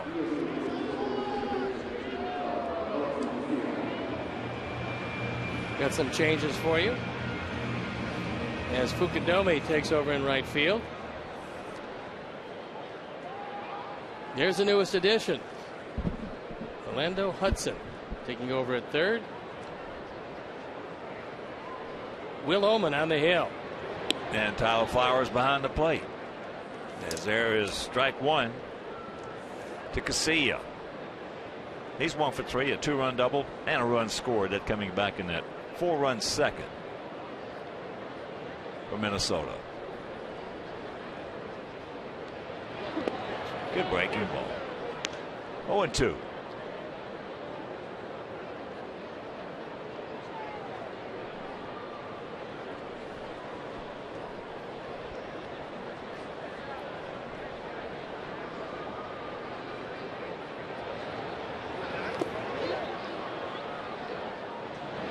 He gone.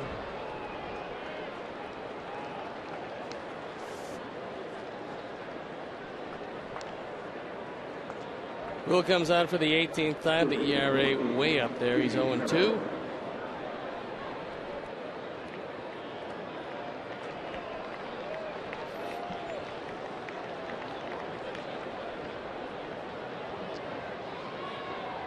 Jamie Carroll. He's 1 for 2 with an RBI and a couple of runs scored. He also was hit by a pitch. That's what started off that 5-run fourth with 1 out.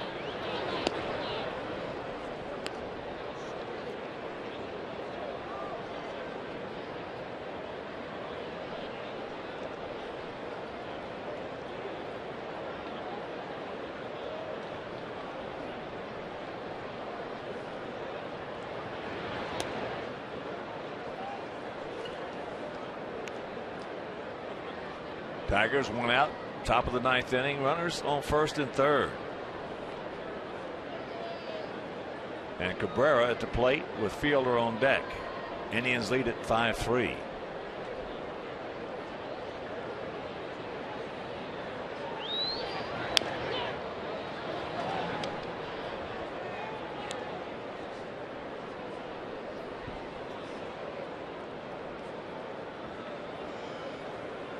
For keeping track of the defensive changes, there they are, heading into the top of the 8th.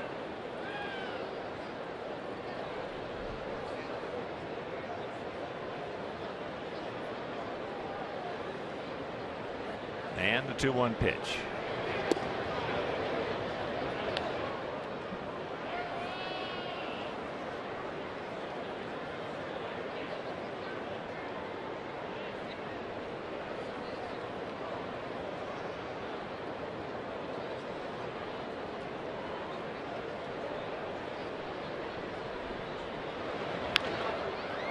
And that's foul.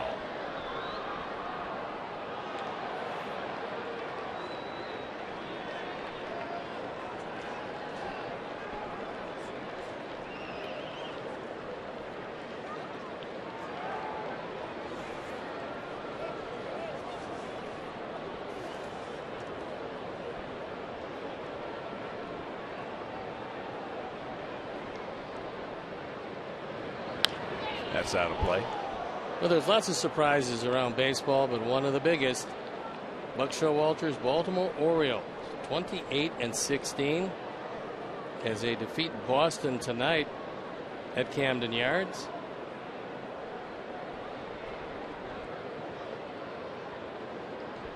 They came in leading by 2 over Tampa Bay. And that's a fair ball. Hudson on the move. And they get him. 2 down. Well, Chris Perez just punched out Cabrera. So 2 out now, runners at the corners and Fielder at the plate.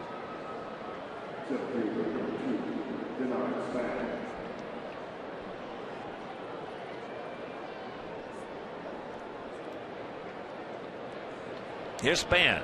He's 2 for 4. RBI single, a stolen base, a double, and a run scored.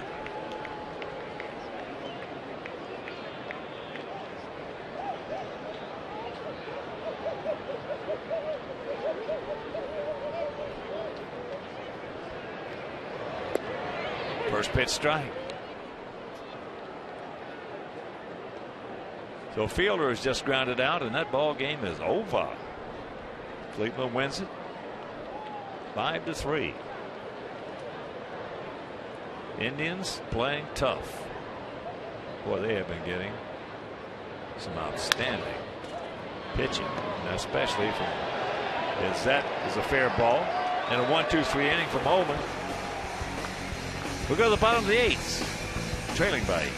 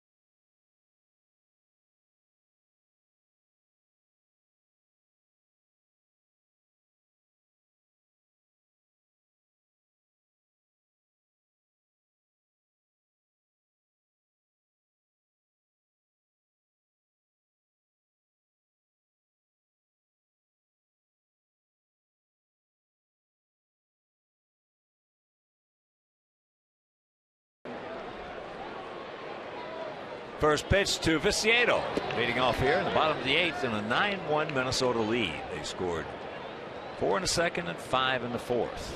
Tank, he's 0 for 2, and the count 0-2.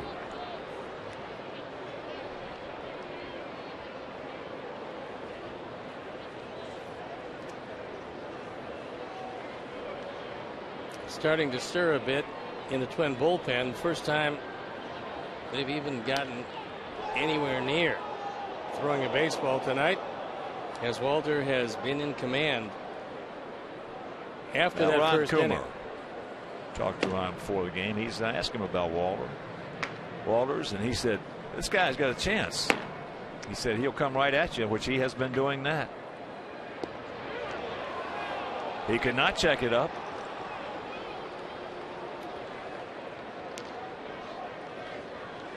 Fifth strikeout for P.J. Walters. And a reminder tomorrow, don't forget about tomorrow, because it's Dog Day, presented by Hills Pet Nutrition. For more information or purchase tickets, visit whitesox.com. Hills Pet Nutrition, food, shelter, and love. That's tomorrow.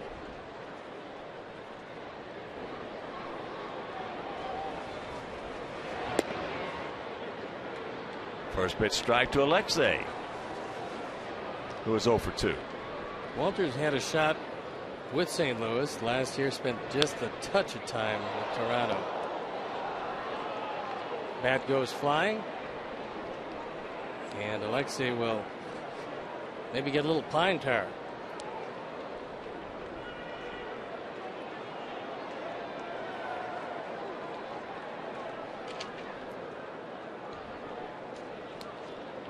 There's Ron Coomer, one of the real nice guys in baseball. Boy, he wore us out. Man.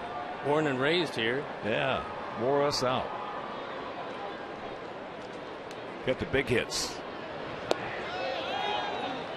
As Alexei is gone.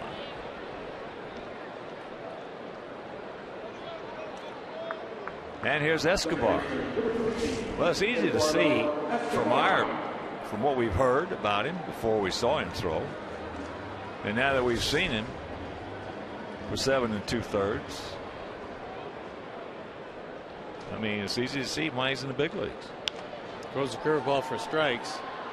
And, you know, he's been wild a couple of times, not too much.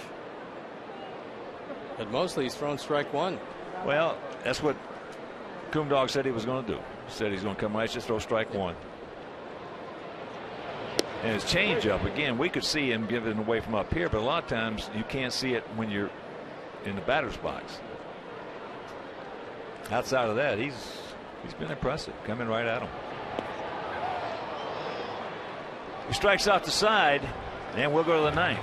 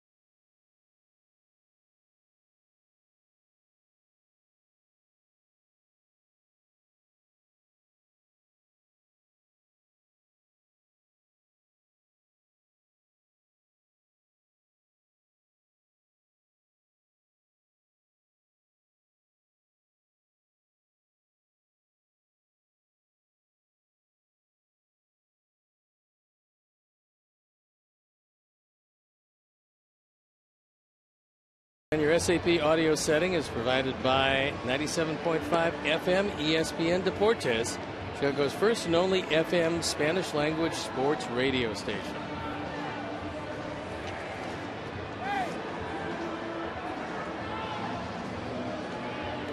Also, a reminder, take our White Sox with you this season. Subscribe to MLB.tv today to see every Sox out-of-market game live online. And your favorite devices also in HD quality. So visit WhiteSox.com to order and get more details. MLB.tv, baseball everywhere. Top of the ninth, Ben Revere against Will Omen. Breaking ball strike. Revere is 0 for 4 tonight. A ground out to second, a fly out to center, a ground out to short, and a strikeout.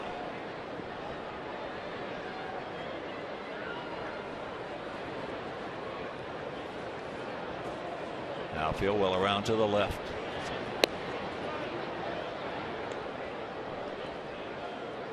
Tampa Bay beat Toronto 8-5 down in St. Pete.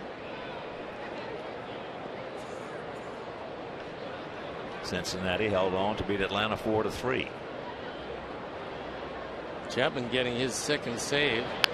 They moved him into the bullpen.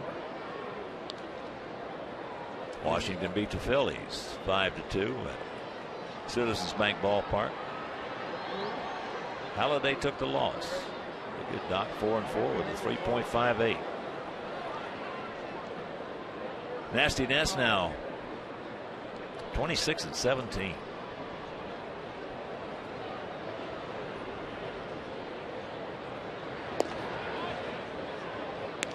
Two and two. Mets defeated the Pirates 3-2 at PNC. Dickey 6-1. He's one of the few knuckleballers around. R.A. Dickey.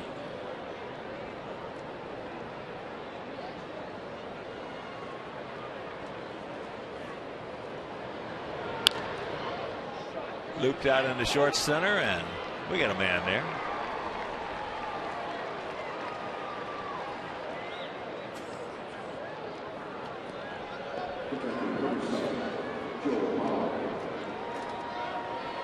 Houston leading the Cubs 2-1. That game in the bottom of the 7th.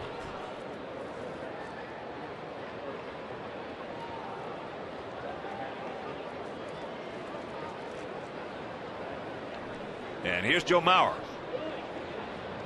Goes 1 for 2 with a couple of walks, one intentional and a run scored. First pitch strike. Giants leading the Brew Crew 6-2, bottom of the 7th at Miller Park. Cardinals shutting out San Diego 3-0, bottom of the 7th in St. Louis.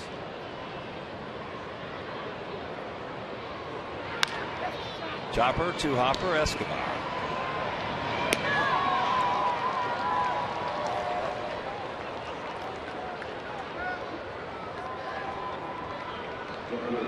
You get Mauer to pull the ball, you can get him out. Where he's most dangerous is when he's taking it from alley to alley.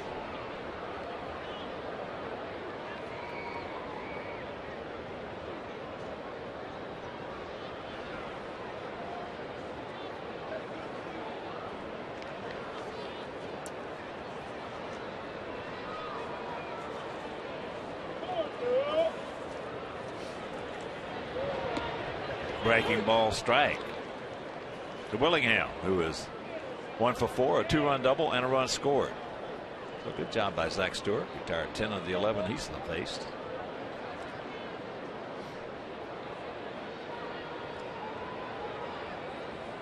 And Oman trying to make it 6 in a row. That's a high pop up, Tyler. 6 in a row retired by Will Oman. Good job. And we'll go to the bottom of the 9th, top of the order.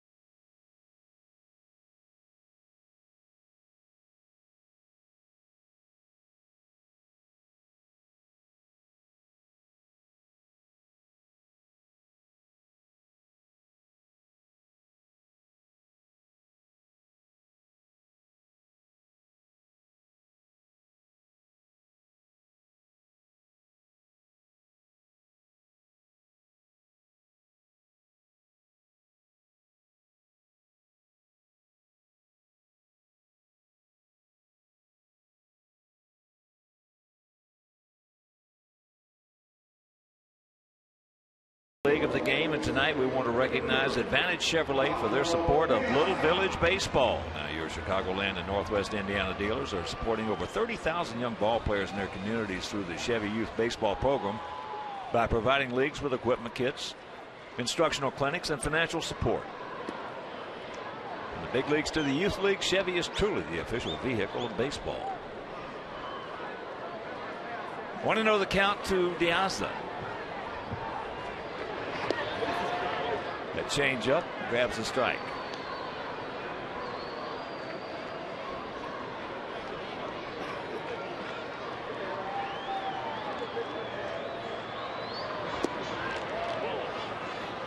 One and two the count.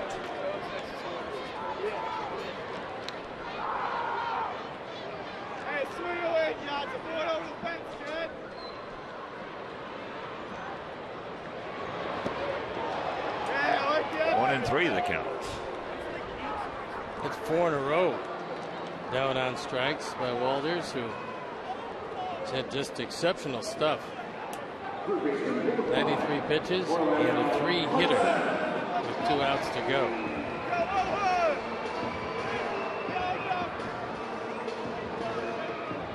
So here's Orlando Hudson making his first plate appearance in the Sox uniform.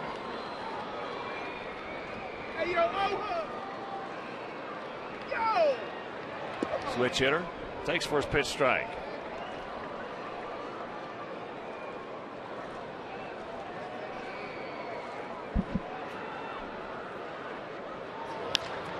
And there's a base hit. So a nice way to start in a Sox uniform. Well, he made the first play defensively that was hit to him tonight. And now the first at bat shoots it through the left side for a base hit.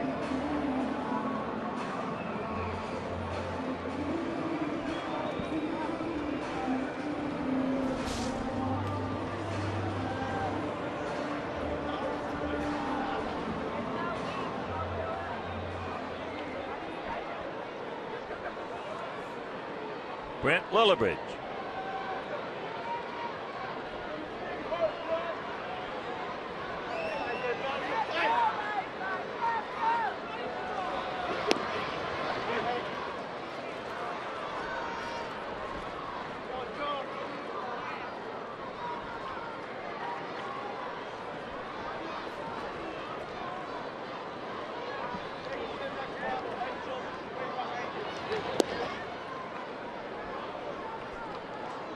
One to count.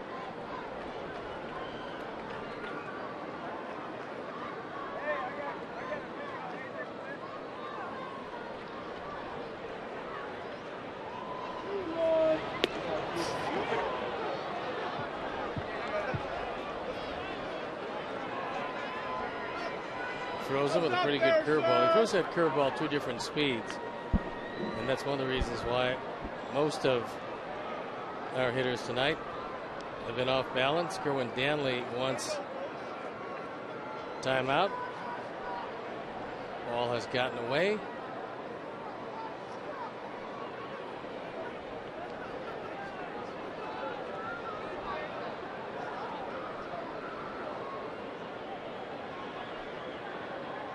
Come on, Brent, get yourself a knock, buddy.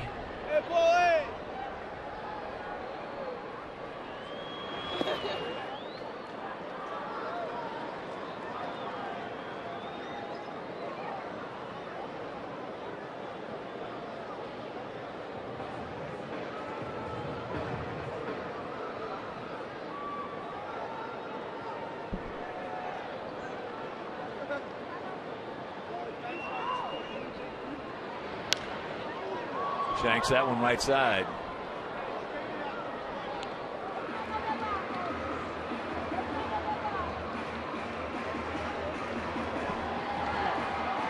Indians now 24-18 in that victory over the Tigers.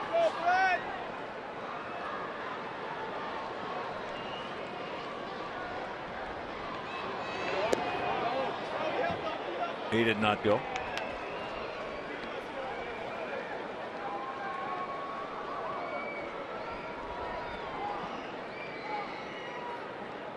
Tampa Bay 26-18 after that victory over Toronto, who is now 24-20.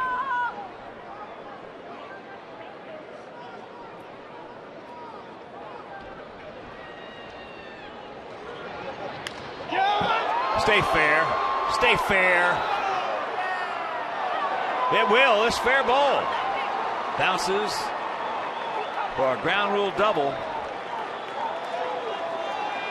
Attaboy, Brent.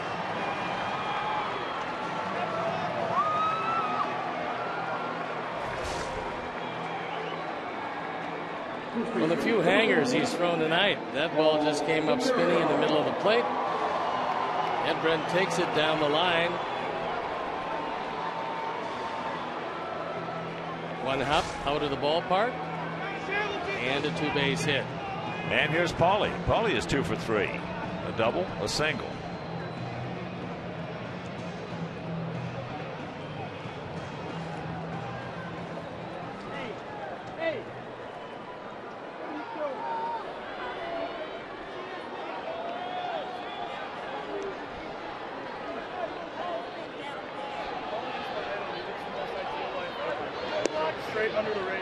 Pretty good pitch, didn't get it.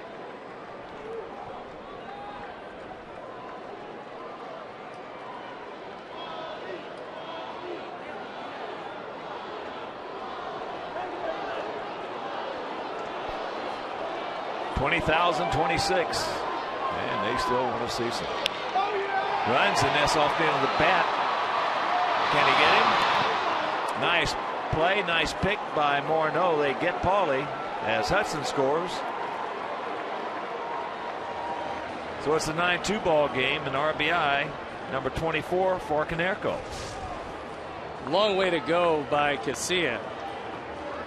And a 360. He knows he has some time. Nice pick on the other end by Morneau.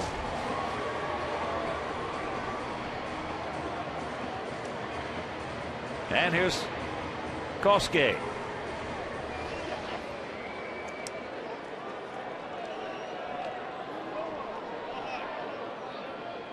Nine, 9-0 for them, 2, 5-0 for us. Go get your translator. I gotta tell you something.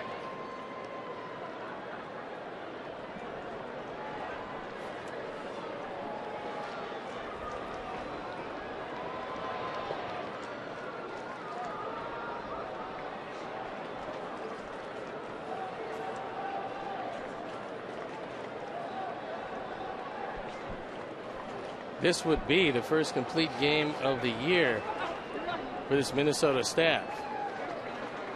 That is, if Walters can hang on.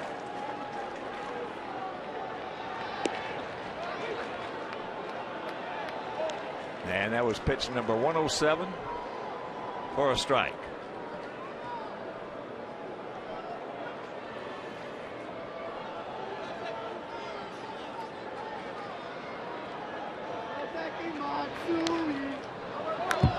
Two out, 2 balls, 2 strikes.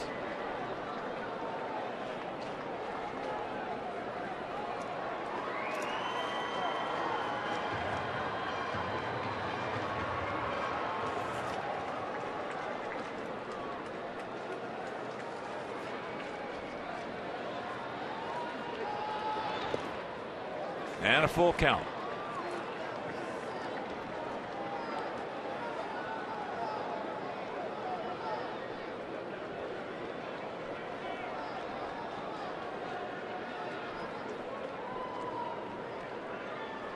Come on, Kosuke, get on for Tyler.